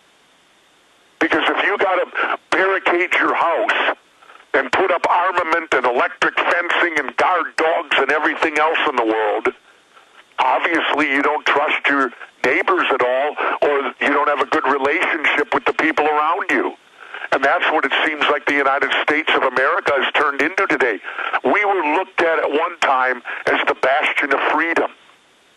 I don't know how anybody could look when we want to put walls up at our borders. We got stopped. It's like driving around Nazi Germany now. They got stops all over the country when you drive places. And the people of this country, many of them sit back and say, oh, that's wonderful. Well, be safe. Well, you're right on that. The vast majority are upset about it, but they don't have any respect for themselves to file a lawsuit or boycott or speak up like you've done. And they need to understand. Remember Obama at his last State of the Union said, we'll put up trains nationwide, and don't worry, you won't get groped like the airport, and people laughed. And they were already doing it at train stations. He knew he was lying. I mean, this is insane. And what's crazy is I go fishing a few times a year in Port Aransas and other areas. I've been doing it my whole life. And now, when Coast Guard or Homeland Security now out there drives within 500 yards, people stop the boats and bow their heads, basically groveling. And I said, why are you doing that? And they said, if you look at them and if you don't stop your boat, they jump on board and scream and yell at you. And I said, really? And they said, oh, yeah, this isn't America anymore. And we're talking hundreds of miles from the border. And they literally... This morning I was driving into work and I saw a bunch of police out doing some highway work, and they were like bugging their eyes out, strutting around looking crazy. And well, the bottom line is, Alex, is that we don't need Homeland Security. Homeland Security was put in place, in my opinion, we need to cut down the power of the federal government and give power back to the states. And face the danger, as you've said. I mean, I'm much more afraid, and history shows, a big corrupt government than some guy with a turban on his head. Meanwhile, they just gave Libya to Al-Qaeda. Well, let's remember what they did to Iraq. Iraq now belongs, Iraq was what, Sunni, and now it's the other way. When we took Saddam out, we put Iraq right in line to be with Iran. Yep. Now, why would we do that? That makes no sense to me. I guess they know more than I do about what they're trying to accomplish. No, it's a radicalization program. That they're creating the next enemy to blow up 10 years from now. Well, again, I stand with Ron Paul. Bring the troops home, end the wars. Let's take care of our own infrastructure. Let's build highways. Let's put our money into our country instead of putting money into the rest of the world. Unbelievable. I want to take a few calls, Governor, but... Okay, real quick, and then I got another call I actually got to do in a few minutes. No, I understand how you got to go right at the end here. And you want me to put you in touch with Coast to Coast AM? Yeah, please do. Yeah, because I want you to get this information out to the widest audience. I'll call George Norrie at the end of the show and get it hooked right up. Okay. Because I'm sure they want to get you on. Let's go, because he was bringing you up last night when I was on. Let's go to Danny in Georgia. Thanks for holding. You're on the air with Governor Ventura. Hi, guys. How you doing? Good. Hi, Danny. It's an honor to talk to you both. I'm a big fan of the show, as well as your work that you've done for all of us as Americans. But I wanted to say, you're completely right. It's been a great interview, and you're completely right. People need to get behind your work, Ventura, and really support you. And they need to start speaking up, because I haven't flown ever since I was 10 years old. That was about 11 years ago, and I refuse to do it now, because of all the groping and everything. So I just wanted your take on that about, what do you think about, people getting behind you and starting some kind of movement to get the hotels, the media, everybody to start boycotting and all that kind of stuff? I would love, here's what I would love. I would love to pick out one day, just one day, and have no one in this country fly that day. I think we picked that. The airports down in protest for one day. Yeah, you had said next 4th of July, but that's a ways off. I mean, I would say We did it last year. We had no fly on Thanksgiving, the day before, the day of, and the day after. Or if you have to, opt out. And they basically turned the scanners off for 2 weeks because they didn't want to give people a chance to revolt. Well, to me, as long as people continue to put up with it, and like I said, there's a huge crowd of people out there. Like the one guy said to me, well, I'm all for it because no one's hijacked any planes and attacked us since 9/11. Well said. Let's take another call here. Let's talk to Barbara in Ohio. You're on the air with Jesse Ventura. Hello. Hi, Barbara. Brother Alex. First of all, we need to pray. Heavenly Father, I just thank you for my brother. Barbara, I don't mean to interrupt you, but we're almost out of time here. Not only that, Barbara, unfortunately, I'm an atheist. It doesn't do me any good. Well, Jesse, on your show, you're investigating spiritual stuff. You really don't know what's going on out there. No, I certainly don't. But I belong to no religion, and I belong to the same religion George Carlin did. But listen, Barbara, I appreciate your prayer, though. Pray all you want, Barbara. Don't get me wrong. I don't stand in anyone's way. If you desire to pray, you pray to your heart's content. But Barbara, specifically, do you have a quick question or comment? Yes. We do have a way out of this evil. It's all in the Word of God. If God be for you, who can be against you? Noah was sheltered. Lot was taken to the mountains. Where did Jesus go when he was persecuted? Well, then I guess we got to vote for Rick Perry because Rick Perry said that God came to him and told him he had to be president. Barbara, I appreciate your call. Which to me disqualifies him, Alex. Well, that's when he's not visiting the... No, it disqualifies him because I challenged Rick Perry to prove to me he talked to God. Well, he must have talked to God when he was at the transvestite bar. What I'm saying is prove it. He can't prove it, he can only say it. Let's go to Brad in Canada with Jesse Ventura. Last caller, then I'm going to say bye to him here. And I know you got that next call, Gub, but I need to talk to you right at the end here. Go ahead, Brad in Canada, then I'll get to others. Go ahead. Well, Governor, I thank you and I salute you, my friend. I must confess, I wasn't surprised with the ruling. What I'm most surprised with is the fact there's no reaction from anybody. I have mentioned this to everybody up here, and maybe I have a different perspective because I'm on the outside looking in to the U.S., but no one knew about it, no one knows about it, and no one seems to care. Exactly.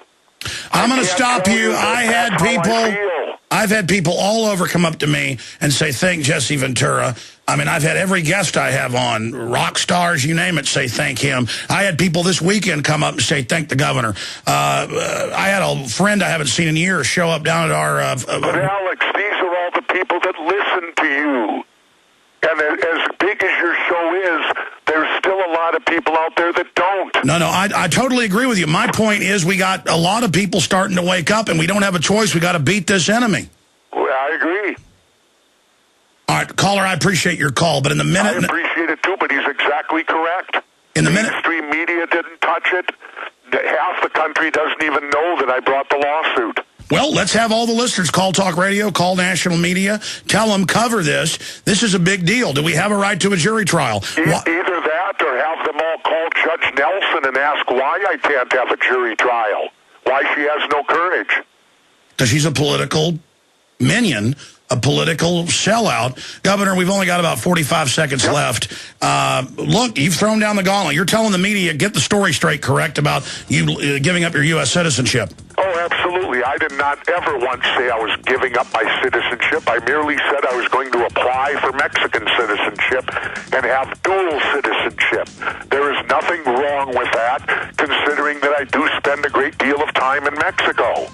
And what's the matter with being a dual citizen? Nothing. Incredible, Governor. I'm going to say bye to you during the break. Look for the Governor on Coast to Coast AM if they have him on. By the way, folks, I am working with Governor Jesse Ventura. He's got a good heart. He's a good man. He's woken up in the last 6 years of the New World Order.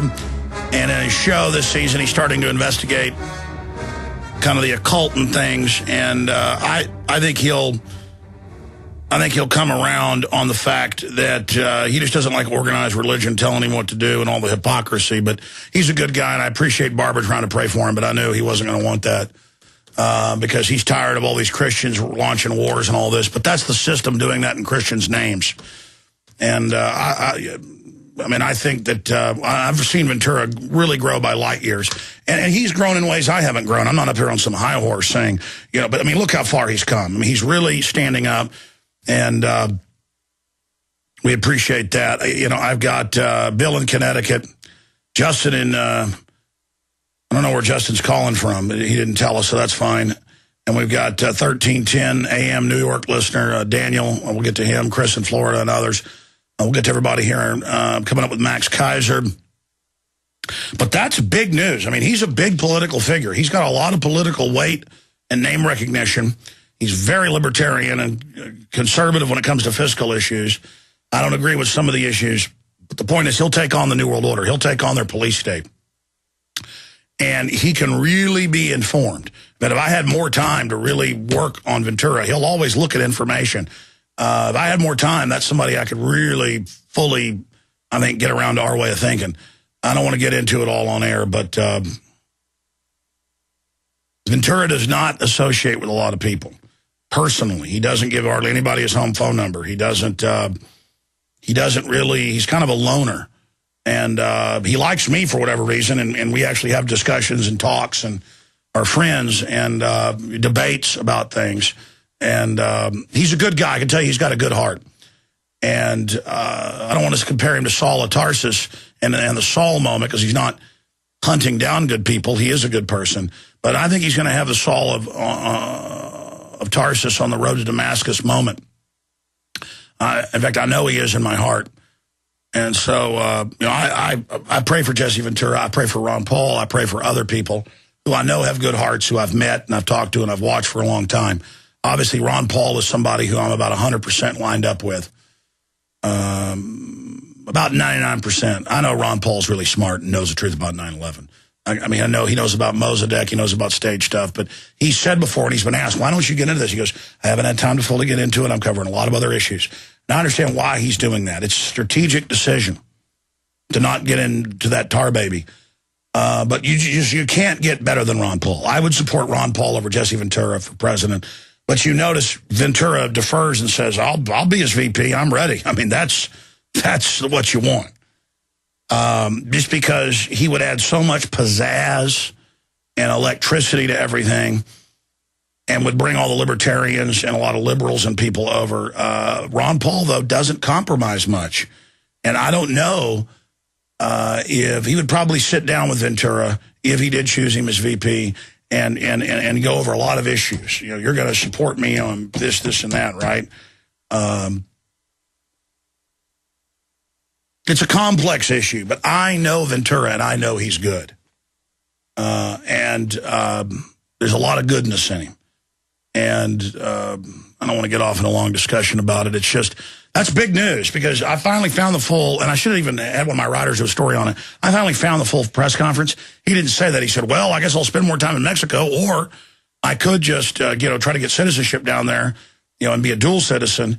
But, things are pretty wild down there, but at least and as bad as Mexico is, I don't have to go through all these checkpoints. And, or I can run for president. And he wants to fight. But he's sitting there as a realist saying, okay, support me. And because he doesn't have a political organization under him, you're looking at something powerful that could happen here. The libertarians need to at least start talking to him right now. People should call the Libertarian Party. I mean, if they don't at least talk to him, something's going on. Something's going on. We'll be right back with Max Keiser, your phone calls, and a lot more. Stay with us. Ladies and gentlemen, we are back live. It, of course, is the 8th day of November 2011. Jesse Ventura has now revealed specifically, he said this off air, I never even got to it on air, that they said national security on why it couldn't go to a regular jury. You can't be trusted with that. And the rules of the TSA that are secret and why they're violating our rights is national security. That's another word for martial law. He said on air he's ready for the libertarians to approach him, who have ballot access. I mean, he would give so much attention to the libertarians. Something's going on if they don't approach him immediately to seek the nomination, because then he'll have to run against some other folks, but he's ready to do it. Big news from Ventura. His lawyer confirmed that the judge sat, listen to this, sat on the ruling from January into November, so 10-plus months, knowing that they only had 50-something days, a certain period, just less than 2 months, for it to be filed up to the appeals. So they put it into a penalty box and sat on it. I mean, it's just incredible, so he couldn't get a jury trial. He talked about the TSA now setting up checkpoints at the truck weighing stations, and now this is martial law. That is a major news-making interview. And I'm telling you, the prospect of Jesse Ventura running for president, he would educate people, he would inject real issues, and he would go after the TSA and the police state and the Patriot Act. That's what we need. Bob Barr, who was their last person, really turned off a lot of the libertarians. I know a lot of folks that left the Libertarian Party over that when they had Bob Barr who voted for the Patriot Act. Now, he said he did it to get the sunset in. Fine. I'm not even saying Bob Barr is a bad guy. We have him on as a guest. But compared to Ron Paul, he is, you know, he's no Ron Paul. And he's no Jesse Ventura. Jesse Ventura is no Ron Paul, but Ron Paul's no Jesse Ventura. You know, they're both interesting in their own ways and men who believe they're doing the right thing. Ron Paul is more of a master of understanding. Ventura is coming into that now. And I'm telling you, he's a powerful asset in the fight against the globalist. Big things can happen here. Big things. He can really capture the public's attention. That's why they're giving it no attention. There's been a media blackout. Now, guess what happened? I talked to Ventura. Suddenly, he had the AP and newspapers calling him. You know, calling his other line, calling his manager, you know, calling the press number. As soon as he went on this show, the blackout broke. And by the way, I told him, you ought to go on Coast to Coast AM. And he said, I'm ready. So I need to call Nori up because I'm surmising that Nori will probably want him on. I don't know. I hate to even, you know, call up somebody like that and say, hey, do you want him on? But obviously, I think they will because he was bringing up Ventura last night when I was with him for 3 hours. Paul Watson is sitting here on hold because the show was just live and streamed out audio and video. We don't have an archive of it yet. We're going to race to get that to Paul so we don't get scooped by the media, by the AP and others that are calling Ventura. Notice none of them would talk to him. He was booked on CNN, you name it. It all got canceled. Okay? Because this is a hot issue. People are mad about this. Man, I want to fly to the Bahamas with my kids. They've never flown. My son's 9 and wants to. I can't march him into Austin Bergstrom to be grabbed and then to be taken away from me and have his shirt taken off and men start grabbing his genitals. I mean, I mean, I'm upset about this. And they have the nerve to say, oh, love it or leave it, Ventura. You just want attention. He doesn't want attention. He has to be begged off record to do that TV show. He wants to retire. That's all he wants to do. He's 60 years old and lived a rough life, folks. He wants to, he doesn't want to. In fact, he's told me privately, I don't want to run for president. No. Now he's like, I want to. I don't want to give in to them. I don't want to be defeated by them. I don't want to be dominated by them. But the big breaking news is, he said the media are lying, and I've gone and seen the full interview online in pieces because nobody would put it up in one. He never said, I'm going to give up my U.S. citizenship. They spun it like that. AP and others did. He said, well, I guess I'll go for dual citizenship so I can stay down there more of the year. Or I could do the other thing and run for president to fight these people. Maybe that's what I'll do. But they spun it like, oh, he doesn't like America. And then Ventura's like, well, my government, I don't have patriotism for it anymore. He's a Navy guy. He means the system. But America's still here, even if the globalists have taken over. And I brought that up to him, and he got it. He said, yes, I love my country. I hate my corrupt government. That's another quote from Ventura. I know you're listening, Paul. We're going to Max Keiser. So, Paul, we'll try to get you that MP3 as quickly as possible. But obviously the media is listening, and it's not that big of a deal. But the point is, I don't want to, AP is so sniveling, and others are, they'll always take my interviews and not even give us credit because they're so scared of us. So that's fine, but I want to get another three-pointer in the basket here on them. So just hit them and hit them hard. I've just given you the data transmission. You can go with that now. That was all said. Say rush report, audio, video coming. But that's what happened here on the air. Watson, are you ready? Okay, good job, Watson. I'll call you back. We're working on stopping the recording in there and starting a new one, and then crunching an MP3 as fast as we can off the audio. Guys, make sure when they come in there, I'm not saying crunch the video and put it up now. Just crunch the audio. Strip it and do it. Okay, good job. All right, I'll talk to you soon, Watson. Thank you. Okay, and again, here I am with about an hour and a half of sleep. I'm totally animated. It's the animating contest of liberty. I hardly even sleep now. All I have the aid of is coffee. I feel like I could run up the side of a mountain right now. We are going to fight these people. And I got to sit there and boost Ventura's morale, but that's good. That's what he needs. I'm here to boost your morale. I'm here to boost everybody's morale. That's what I'm here for. I know we can win. We don't have a choice. Let's go ahead and we'll get to all your calls. Who's been holding the longest here after we get to Keiser? Chris, Justin, Mark, Daniel, Bill. We'll get to everybody. Max Keiser invented the Hollywood Stock Exchange system, which is one of the models of virtual trading systems today. He has really chronicled beforehand much of what's unfolded with precision, including the fact that as soon as the Greek debt deal was done, Italy would be the next to implode. That's now happening, all by design. Global bank, world government openly announced. Ventura and I are criticized for even talking about it because people can hold two thoughts. World government, openly being announced, but we're bad saying it exists and are in FBI manuals as terrorists. So, insane people believe it exists, but it does exist, and it's good. By the way, the street lamps are listening to you. They have the deputy Homeland Security head actually saying, you'll never know which one has the microphone, and giggling on the news.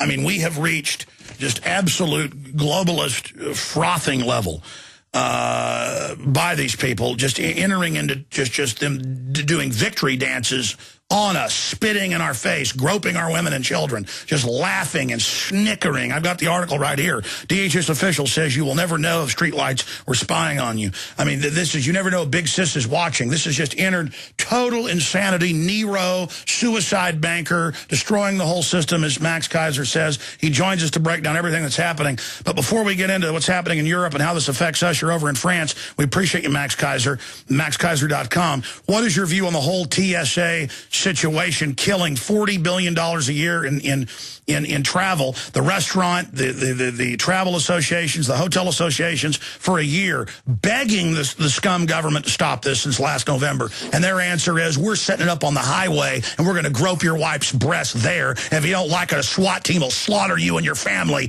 I mean, it's just like beyond insanity. Yeah, hey, Alex, thanks for having me on the show. Yeah, this TSA thing has gone global. You know, I've been doing a lot of traveling around Europe, and the same kind of groping you've been talking about in the States. You see it all over the world now, wherever you go. So the U.S. is now the exporter of every form of vile evil. Yeah, well, I've been having some fun with it lately in Europe because I went online and I ordered from a site called crabrevenge.com. This is, they send you crab pubic lice in the mail. And I've been putting it down the pants to these people who are groping me at the airport, giving them essentially crabs.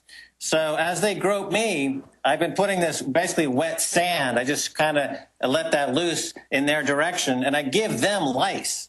So when they get home that night, they have pubic lice. So now I look forward to getting groped, and I've been you can go to crabrevenge.com. They send you for $20 some pubic lice in the mail.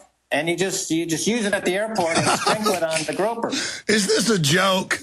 This is what I've been doing. This is how I roll. You know, when somebody's going to grope me, I'm going to give you lice. I mean, if we're going to have sex, you're going to get crabs. I was about to say, why is Herman Cain, if it's true, groping women? He should be given a national security job. Herman Cain ought to work at the airport. Exactly. So maybe he was checking her for a bomb. How did he know she didn't have a weapon in there? Give the TSA agent of your local. He may have to do a proctology exam. Maybe she's got a hand grenade in the upper, you know. Yeah, so that's the way I've been responding to all this, and you know, it's cheap. It's a good little thank you note to the agents that are into this, and it's pretty effective. Okay, but I mean, what do you do then? Delouse yourself when you get home? Oh, no, you know, it comes in a little plastic container. So, and it's eggs. They haven't hatched yet. So they're called nits, and they will hatch into pubic lice. And it's a very little thing. They hardly notice it. So they're just sloppy. They're not focusing on themselves. They're focusing on me. They're busy getting off on groping, and you just kind of open your hand and project them onto them?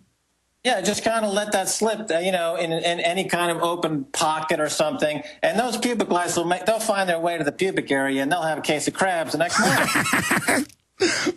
Man, you're out of your mind, man. Oh, God. It's cheap. It's only $20. You go to crabrevenge.com. Okay, stop it. Keiser, you're out of control. Something tells me you're really doing this. Well, you know what? They make everybody take their shoes off. I never get athlete's foot since I played football. Even at gyms I've worked out at, I don't usually take a shower there, so I never get athlete's foot. I go home and take a shower. Back when I used to work out all the time. Point is, I work out at home now. Not much, as you can tell, but the point is that now every time I fly, I get athlete's foot. I've got to put Desinex on my feet when I get home, or I get athlete's foot. I got it flying through Vegas. Thousands of people. It's filthy. And the little creature, I forgot, I didn't even have him change his gloves when he was coming at me. The MRSA, all of it. Holy mackerel. Stay there, Max Keiser. Oh, my gosh. Now, Max, we've looked up the Crab Revenge site, and it looks like it's a BBC Letterman comedy show. You're not serious about it, but maybe you are. The point is that they are sexually assaulting you, but saying national security and that it's okay, and now they're going to be on the highways. But finishing up on that topic, then I want to get into the economy. I mean, this has always been a planned implosion. And every time they take down another country and get $5 trillion, as you said last week, now they need tens of trillions more. And I guess there's just no end to it. And now they've announced giant new taxes all over the U.S., all over Europe, EU Gestapo going into the country, shaking people down. I mean, this is a military takeover. Yeah, well, a couple of points. First of all, Crab Revenge was featured on the Jonathan Ross show in the UK. It's very real, and this has been around for a number of years. It's also, there's a site called Dog Poop, where you can have vacuum-packed dog poop sent to somebody as an act of revenge, too. That's enough. No, there's a lot of these different sites that people can use to enact revenge. But anyway, getting onto the economy, in Europe, as you can readily see, in Greece, they've now put in a new leader who's in bed with the IMF and the bankers to allow the austerity to be imposed unimpeded. And so this will just be the way. I just came back from Ireland, Alex, as you know, and the people there are really suffering. The government, they're passing a new $3.8 billion austerity package. They're getting rid of social services. The people can't heat their homes, and they're starving. They can't feed themselves. And then the government, on the same week, they said they discovered $3.6 billion in an accounting error that they just found magically from some error they committed last year. But the people don't get to keep that. That's going into the pockets of the bankers. And of course, Ireland has closed, kind of on a related topic, Ireland closed all of their embassies at the Vatican as part of a major pedophile scandal involving Irish priests. So everyone's quite upset about that. So the country is really going through difficult times from both the Catholic Church and from the bankers who believe they're doing God's work. And the people are left both spiritually impoverished and financially impoverished. Same thing in Greece. The people are being absolutely hoodwinked into accepting austerity measures that leaving them without enough food to eat. And now it's rolling into Italy, and of course Spain, Portugal, and now even in France, where I live. There's a new austerity package being announced, and this isn't going over well at all. So where does it go? I mean, the banksters who created the crisis are just going to steal everything, and the police are going to stand by. I have an article where police are telling protesters there is no Constitution, and I've seen court cases where they say, don't bring the Constitution to my courtroom. I mean, just because cops say driving or owning a gun's a privilege, or they say they have a right to grab your testicles for no reason, I mean, does that just mean that they can do it? It's about this incredible level of debt that is never paid down. Every new austerity measure and every new bailout is accompanied by a new revelation of even more debt. And this is what keeps going on and on. And we know from other guests on your show that the total debts around the world are in the hundreds of trillions of dollars, and most of those haven't even been revealed yet. So this game of accept this austerity measure today to help the problem, and then next week saying, oh, wait a minute, there's more debt, so you have to accept more austerity measure. This is just continuing, and it can continue for several more years now because there are literally hundreds of trillions of debt that have yet to be revealed. And so the people are basically left with no recourse because every time they introduce more austerity measures, they also strip civil rights. They also, especially in the United States, you see that all the time. My God, I got to stop you. Kurt Nimmo just came out with an article And they're announcing states all over the country, TSA is to be everywhere. And they're so arrogant, and they've got cops with guns, and you pull up, and they look at you like you're scum, and I just can't handle it anymore. I can't handle roid-head scum, anti-American filth, helping the government ship in narcotics and guns to Mexico, a bunch of Nazi criminals everywhere. What are they getting ready for? I guess the total collapse with a bunch of arrogant idiots. Let me ask you kind of a thought exercise here. I mean, Jesse Ventura was on about him leaving the country and forsaking or renouncing his U.S. citizenship, and this became a topic of discussion. But my question is, what if Jesse Ventura had said, I'm renouncing my U.S. citizenship? Why is that controversial? Why? Tell me why that's controversial. I don't get it. Why is that controversial? No, they use it as a way to say he's not American, which he didn't say that. The point is these people are un-American. Why would anyone want to be American? Why would anyone want to associate themselves with what's going on over there? In other words, you've got... It's where our families live. It's where our... Nazi Germany. People said, the Jews said, oh, my God, it can't get any worse. But like you said, Max, it's the New World Order taking over America. And stay there. We got to go to break. Alex, we got to go to break. It's like the New World Order. It's why it's happening everywhere. They're taking over. The globalists are invading America. We're on the march. We'll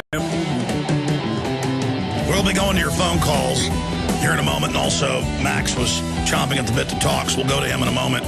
But if you go to Infowars.com, we have the news article, more states accept TSA Viper teams at transportation hubs. Accept them, they're just doing it. The effort by the Department of Homeland Security and the TSA to expand their operations from airports to state roads and beyond is being accepted by the states and local governments. Actually, they've told them no, and they just say, shut up, we have weapons. I mean, federal police on the streets of America. And they literally bug their eyes out and run around in a crazed manner. It's really sick. I'm not even intimidated by them. I want to vomit. Bunch of cowardly scum working for a murdering, narcotics trafficking banking cartel. The effort by the Department of Homeland Security and the TSA to expand their operations from airports to state roads and beyond, man, the crooks are scared, folks. They know they brought the country down, and they're really getting ready to clamp down and stop us bringing them to justice. Basically, a bunch of Bernie Madoff, Ken Lays run the country. What would you do if you'd done all the stuff they've done? And they're taking houses on waterfronts that have been there 80 years. They're taking homes they don't own. The Bank of America's taking houses they never had a deed to that are paid for. And it's like, look, we got cops with weapons. I mean, that's what tyranny is. But even few third world countries are this bad. I mean, this is crooks. But all over the country, cops take old ladies' money out of their purse. I mean, why not? It's just pure evil. God, this country's gone. The effort by the Department of Homeland Security and the TSA to expand their operations from airports to state roads and beyond is being accepted by state and local governments around the country, according to allgov.com, a website covering government activity. Allgov reports today that other states are, quote, expecting to follow and accept Viper visible intermodal prevention and response at their transportation hubs. That means highways, bus stations, train stations. Following recent operations in Tennessee, they've had them for about 5 years all over the country. They've had Marines at these with firearms. I've had U.S. Army run up to me, screaming at me. I just said, go ahead and do whatever you're going to do, punk. They're like, don't videotape me in the middle of New York. The unconstitutional operations were not in response to any particular threat, but rather, you always got to like that, designed to act as visible deterrence and detection security presence across Tennessee, as if terrorists that they've given Libya are going to care about this. They're going to look for these people to go after them. It doesn't exist. It's all staged. In other words, the operation was an effort to acclimate Tennesseans to militarized TSA units at checkpoints around the state. And then it just goes on to break that down. So Kurt Nemo's article is so important. Okay, you were getting into a fracas there as we were going up into the break, and I was interrupting you. Max Keiser, go ahead. Oh, yeah. We were discussing the merits or lack thereof of renouncing the U.S. citizenships. And, I really believe this is heading toward the incinerators. There's going to be the final solution for poverty with 50 million people on food stamps. You got more than 120 million Americans now at or below the poverty line. That's a lot of bodies to feed. JP Morgan can only print up so many food stamps, so you're going to start incinerating people. And of course, after they scapegoat these people, the poor people, they'll say that they're evil, they're terrorists, they love getting groped by the TSA, and they're going to incinerate them. It's that simple. It's happened before. The same people who are in charge then are in charge now. And they know that it worked then, and it'll work now in America. And they're like, oh, we did build the Emergency Centers Act. We're trying to get more funding for it. And Ventura in the interview is like, well, why are there kids inside there? And he goes, they're happy children. And IBM was instrumental in the concentration camps of Germany. J.P. Morgan funded the Nazi rise to power. Coca-Cola created an orange-flavored drink for the Nazis called Fanta. That was Coca-Cola's orange Nazi drink at the time. So American companies are well-versed in incineration, well-versed in mass execution and pogroms. And when they can't feed any more of these poor people in America, they're going to burn them. And that's as simple as that. It worked before, it'll work again. If you don't want to get burned to death, leave. But you're saying, and I've read it, the same stuff's happening in Europe. The same global banksters run it all. Yeah, Europe's in bad shape. But I believe countries like Brazil are probably interesting to look at, Chile. But you definitely want to get out of the worst offenders, and that would be the U.S. and the U.K. These two countries have Nazi envy. You know, they go sit down every night and worship their Nazi gods. And when they start burning people in these incinerators, it'll be a total satisfaction for them. So I don't feel like I'd like to get burned in an incinerator for J.P. Morgan's bonus pool. That's not what I'd like to do. I'm trying to stay as far away as I possibly can. I was in New York for the first time in 15 years a few months ago, and that was about as much time as I'd like to spend over there. It's just too dangerous. You know, if you love your family, you should protect them. And that probably means getting the heck out of Dodge. Well, they are setting up checkpoints. And I remember going to urban warfare drills right when they were getting rid of Glass-Steagall and gearing up for this and watching Marines training to take our guns and then watching them train to take U.S. citizens, put them on their knees and shoot them in the back of the head. It's all in Police State 2000. And people saw that and were so freaked out they accused me of having fake aircraft carriers land and hiring thousands of troops. And people just couldn't believe it was real. But the good news is, though, the military is woken up. The problem is they pick the crazies and the ones that want to pull triggers on Americans. They psychologically test them and make them cops. And it's weird. I mean, it's like somebody in make-believe. Like one of my kids dresses up like a Superman or something and is running around jumping off the furniture. I see these feds and cops now, and they're like running around like they're in a movie, strutting and staring and bugging their eyes out at everyone. And it's like, hey, lunatic, you work for the people that bring the drugs in and stage 9/11. You work for the terrorists. I mean, I can't have punk, coward scum looking at me like I'm bad all day when they work for the murdering criminals, and I know it. Murdering scum, murdering filth, murdering trash, terrorist killers of 9/11, setting up checkpoints everywhere. I indict you. I indict you. And if you're not evil and you're a cop, then speak out against it, like the police that have sent us the internal stuff where they say the Homeland Security thing is for veterans, gun owners, libertarians, conservatives in the fetters. Of course it is. Of course it is. I'm sorry. Go ahead, Max. No, it's going to be very difficult to leave the United States, especially when everyone has a lien on them, when the debts are formally transferred. Every American has a $300,000 debt hanging over their head, and they will formalize that relationship legally in the courts so that you are personally responsible, and you will not be able to leave that country until you do something about that $300,000. By the way, they're already starting the capital controls. Now, if you even have a couple silver coins, they pull you over, scream at you. If you're a Ron Paul supporter, they flip out. I mean, these are the new federal Gestapo. Yeah, they're just beginning the process of penning you in. So less than 10% of Americans even have a passport. So if you're listening and you don't have even a passport, get yourself a passport. So at least you can get on a plane and leave if you have to or need to. And then from there are things you should do, like get a second passport, like Governor Jesse Ventura is talking about dual citizenship. At least he has some protection there with 2 passports. Everybody can do that if you put the work into it. If you value your family and you value your life, you need to have an exit strategy before they start turning the ovens on and marching people into the incinerator because they can't afford to keep the food stamps going anymore. But I guess they just psychologically test these guys, because I see feds now, and they literally are like a joke. They're bugging their eyes out, strutting around in black uniforms, trying to intimidate you, and I just instantly am like, as a man, like, this is a criminal. This is a threat. I mean, I'm immediately, my instinct's like, criminal. I mean, you know, I mean, it's like a dog when it knows somebody's bad. It's like, but they actually think they're good guys. It's real weird. They think that they're Jack Bauer and your wife is the terrorist.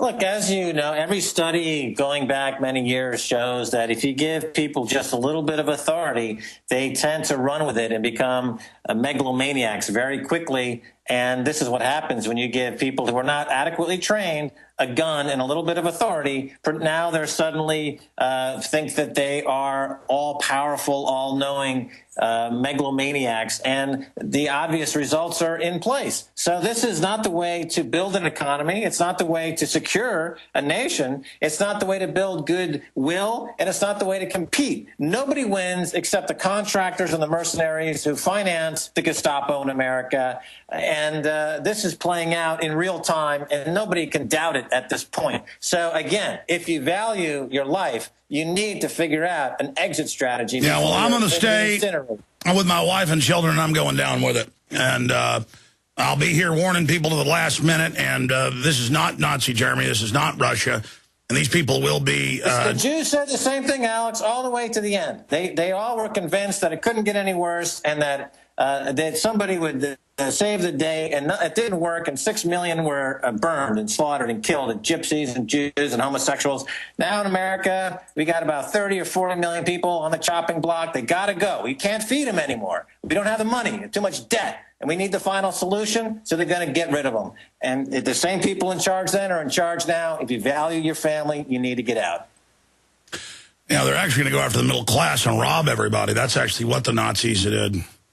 Well, that's the beginning, though. First, these middle-class people are in the new poverty. They were middle class last year. Now they're the poverty-stricken. And then they'll be called, you know, they'll scapegoat them. Like, they're the terrorists. You're the terrorist. You know, they get the propaganda machine running, and then they get the people who are not yet being marched into the incineration camp to hate them. Hate. And, of course, it'll all be for the greater good. But, I mean, it's such a joke when you pull up to a checkpoint in the middle of the country and there's troops and cops and TSA potbellies directing them, and they're bugging their eyes out at you, and state police have got drill sergeant hats on with their eyes all slit, looking at you like they're gunslingers, and you're there with your kids, and they march over and order you around, and I can't take it anymore. I'm like, no, you're drug dealers. The government's criminal. I don't care anymore.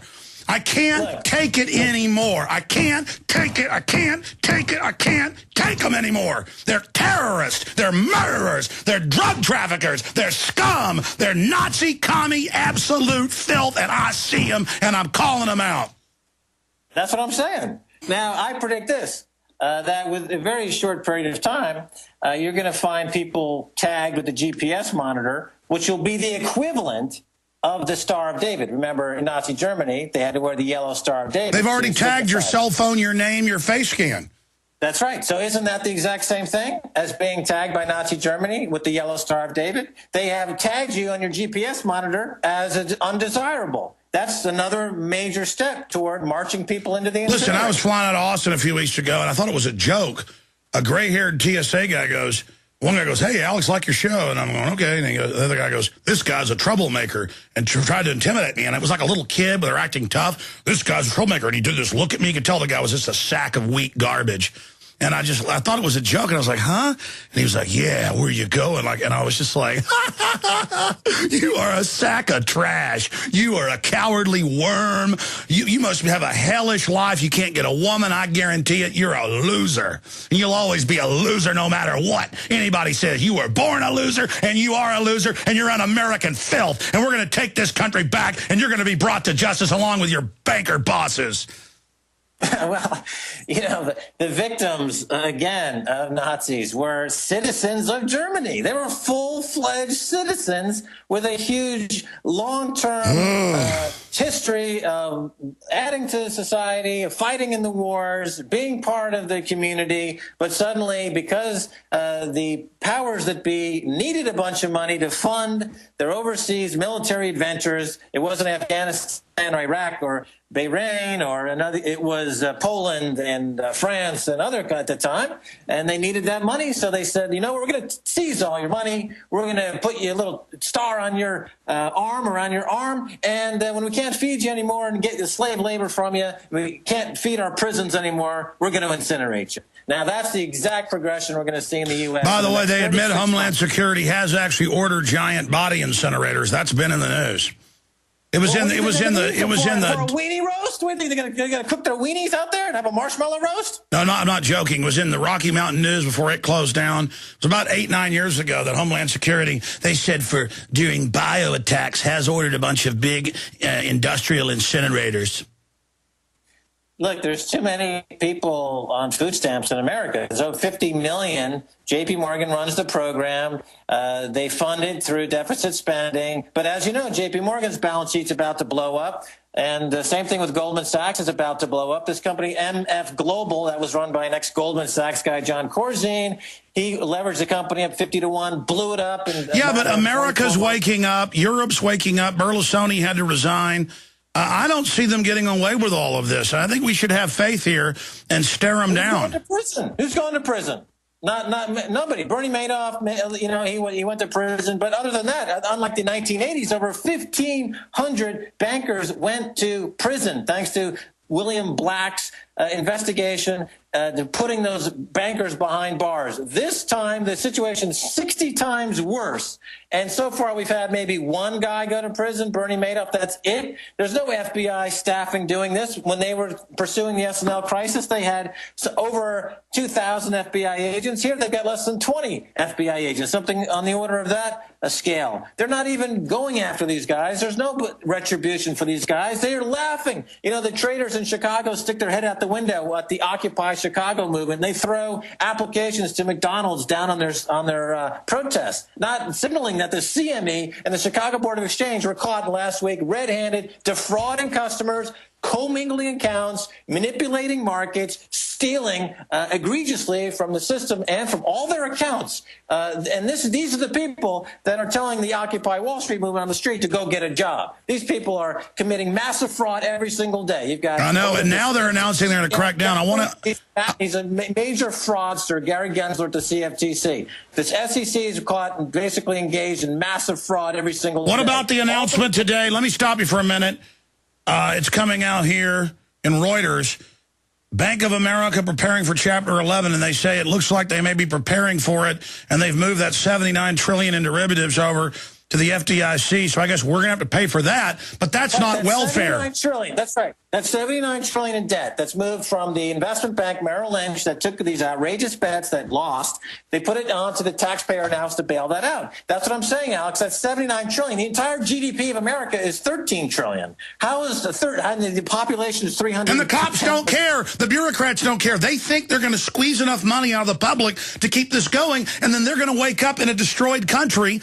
But they won't care. They're still going to have that uniform and get to waddle around. Until they can't squeeze anymore, and then they're going to burn them. That's the end game. By the way, that's in the news. Guess what's happening with this TSA? They're announcing they're going to lay off federal marshals and all these other people that are, from my experience, more professional, kindly, and trained. And people are actually commenting on this in the article, but I'd already seen it in the news. And they're actually hiring goon brown shirt TSA, but they're going to give them machine guns. They're not even sworn officers. They're going to start arming these little punks.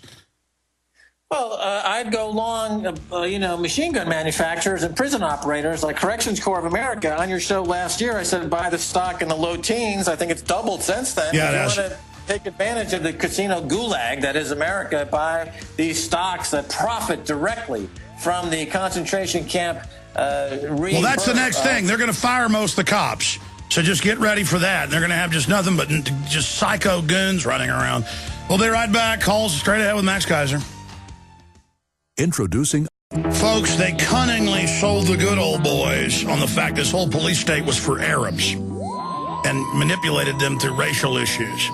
Behind the scenes, it was always for the American people. It was a receivership takeover. I'm going to do 5 minutes overdrive with Max Keiser so we can go to a few of your calls. We did the money bomb last week. It's still running a little bit today. I want to hit a 400,000. I want to thank all of you that have done what you've done. I look at Red McCone's giving $6 million to a local college football team so they can have better equipment. I don't want little old ladies who don't have money donating to us. We can hire more reporters and do more here in the face of this, risking our lives. It's middle class and wealthy people. If you're upset about what's happening, there's no better place to support us by buying the books, the videos, or just flat out donating at InfoWarsMoneyBomb.com. And this is all about a mission. I mean, I slept an hour and a half last night. I was on Coast to Coast AM. Didn't go to sleep till 5. Got about 6:37. You know, kids jumping on me, coming in the bedroom and stuff. You know how they do. I'm not complaining. We'll have the nightly news tonight, 7 o'clock, PrisonPlanet.tv. But this is, you heard Keiser, you hear everybody else. Everybody knows this is not a game. I mean, they're announcing world government. Max, I want to go to calls here with you, and I appreciate all your time, MaxKeiser.com. But what do you make of the Vatican coming out and calling for world government, world currency? And then meanwhile, we get demonized if we talk about the internal documents that are public where these corporations that engineered all this want world government, a global private banking dictatorship. Well, the Pope's got penis envy, Alex, because Lloyd Blankfein of Goldman Sachs came out and said that he's doing God's work. The Pope immediately said, wait a minute, no, wait, I'm the Vatican. I should be doing God's work. So he's going to start a global bank and a global hedge fund to complete with Lloyd Blankfein. So it's a weenie-waving contest between the Vatican and Goldman Sachs, because at the heart of all these scandals are a couple of inadequate little boys playing with their peenies. Oh, that's enough, Keiser, family show. Give them a big kiss. All right, that's enough. Come on, man. You're a serious stockbroker, financial guy. You're out of...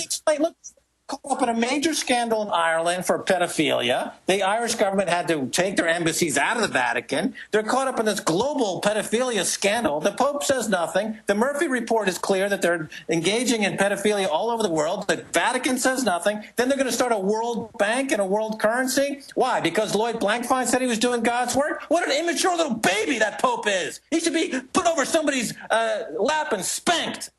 All right, Keiser, you're out of control. I apologize for Keiser's activities, ladies and gentlemen. Please plug your ears. We try not to. Okay, let's take a call here. Thanks for holding. We'll go to Daniel, but first, and then Bill. But let's go to Jim in Washington. No, Justin in Washington. You're on the air. Go ahead, sir. You're on the air with Max Keiser. Hey, what's up, Alex? Love your show, and I would like to put a word out to Jesse Ventura. We love you, man. We appreciate what you're doing.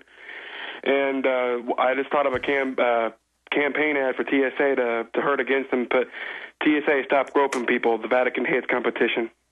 Okay. We're on a roll today. Okay, go ahead, sir. The whole TSA situation is, you know, I've been on for like hours, over an hour now. I'm on kind of on the Jesse Ventura thing. Is what more can we do to help get the movement going against the TSA? Because I mean, of course, they're one of the main. You should call restaurant association, the hotel associations, everybody, and say, I'm not traveling to your town. I'm not going on your trip. And by the way, they've doubled the amount of people on buses now. They're everywhere. Now the TSA's like, no, we're going to grab your daughter's genitals and your wife's genitals and your son's genitals and your genitals. You're not escaping us. We're here to force ourselves on you. We're scum. I mean, it's such a joke. I mean, anybody who doubts the government staged the terror attacks, look at it. Look what they've done. It's incredible. But let everybody know. Look, they know $40 billion is being lost, but keep poking at industries that are dying. I mean, you heard Max. You heard Ventura. It's in the news. Europeans won't come here. I'm trying to make Paul Watson come here for a business meeting, and he keeps begging, please, no, don't make me go through it. Don't make me go there. It's like Nazi Germany. Look, I liken it to one of those old 1930s or 40s action adventure movies that Indiana Jones is a redo of, where the archaeologists, explorers stuck in the pyramid and the sand's coming in or the water's coming in and it's going up. And it was at our feet. And I'm like, we better get out of here. Now it's at our chest, then at our necks. Now we're up in a little corner trying to get air. And I'm like, folks, I'll assure you, this is historically not a very good thing. I mean, Max, is that a good analogy for the tyranny level we're going into?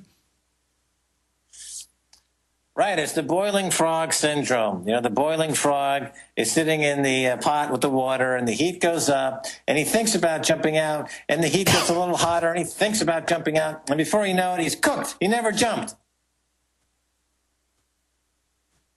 Yeah, but listen, I've been around the world. You've been around the world more than I have, I would imagine. I mean, it's bad all over, and this is a global system. This is global banks, as you've said, setting this up. They're going to do it everywhere. There's nowhere to run. No. Without all of the G20 nations, the major cities, major nations, this is a global problem. But it's a big, bad, big world out there, Alex. And there are areas of the world that one can go to ride out this storm. And, you know, everyone should do their research on this. But I think you need to have that exit plan in your back pocket in case you need to do it. In case you need to move, you can move quickly. And you should definitely get a passport, and you should try to get a second passport just to have that safety measure. Otherwise, you might find yourself unable to escape in an economy that's collapsing beyond anyone's current projection, and the authorities being run by these clockwork orange-like thugs who just roam the countryside with sticks and guns and rape and beat people, and you want to get out of there. You got to leave that option open. Oh, it's so sad. Let's talk to Daniel in New York, listening on 1310 AM and up in the Rochester, Buffalo area. Daniel, thanks for holding her on the air with Max Keiser. Hey, thank you, Alex. I just want to say I'm mad as hell, and I'm not going to take it anymore. And, Max, I just want to say thanks for all the information that you're putting out as well. Is it all right if I give out my website? Yeah, go ahead. It's anti-newworldorderparty.com. We're trying to build a global network to help support patriots that want to run for constitutional law and also want to restore America. And I would just encourage your listeners to come out and support us at anti-newworldorderparty.com. And I just thank you, Alex, for all you've done in 1310 AM as well in Rochester, New York. Yeah, they're great people. Been on there like over, 12, 13 years. Great people. Old Dr. Wolf was a great guy. I guess his son still runs it. Wonderful people. Thank you. Well, I tell you, it makes me want to throw up where this country's gone. We are in so much trouble. I have to look at my children every day. But for the betterment of society, I stay here. I mean, I could run to Argentina, Costa Rica, but it's a limited deal. I'm going to stay here where I've got my maximum amount of awake people, and whatever they do, I'm ready. I'm going to deal with it. I'm going to take it. The setup, the torture, the killing, whatever, I'm going head up against them. Somebody's got to go head up against them, and I'm like, I don't want to liken myself to Colonel Travis, but I'm going down with the Alamo here. Max Keiser, closing comments. Well, yeah, this has come down to the big choice one has to make. I think, you're making your choice.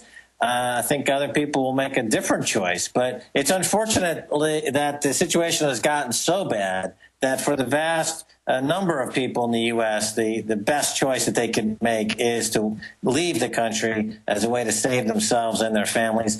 It's unfortunate it's come to that. But there's no pride in being marched into the incinerator and being burned to death. Yeah, no, I'm not going to be marched anywhere. We're trying to fix things peaceful, Max.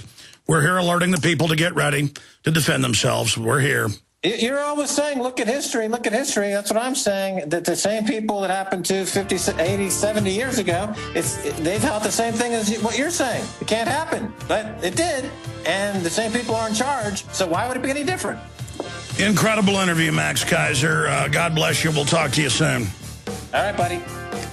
There he goes. Sorry to the other callers. Great job of the crew. 7 o'clock tonight, PrisonPlanet.tv. Spread the word. This isn't a game. This isn't a joke. Retransmission starts now. For centuries, silver has been used as a powerful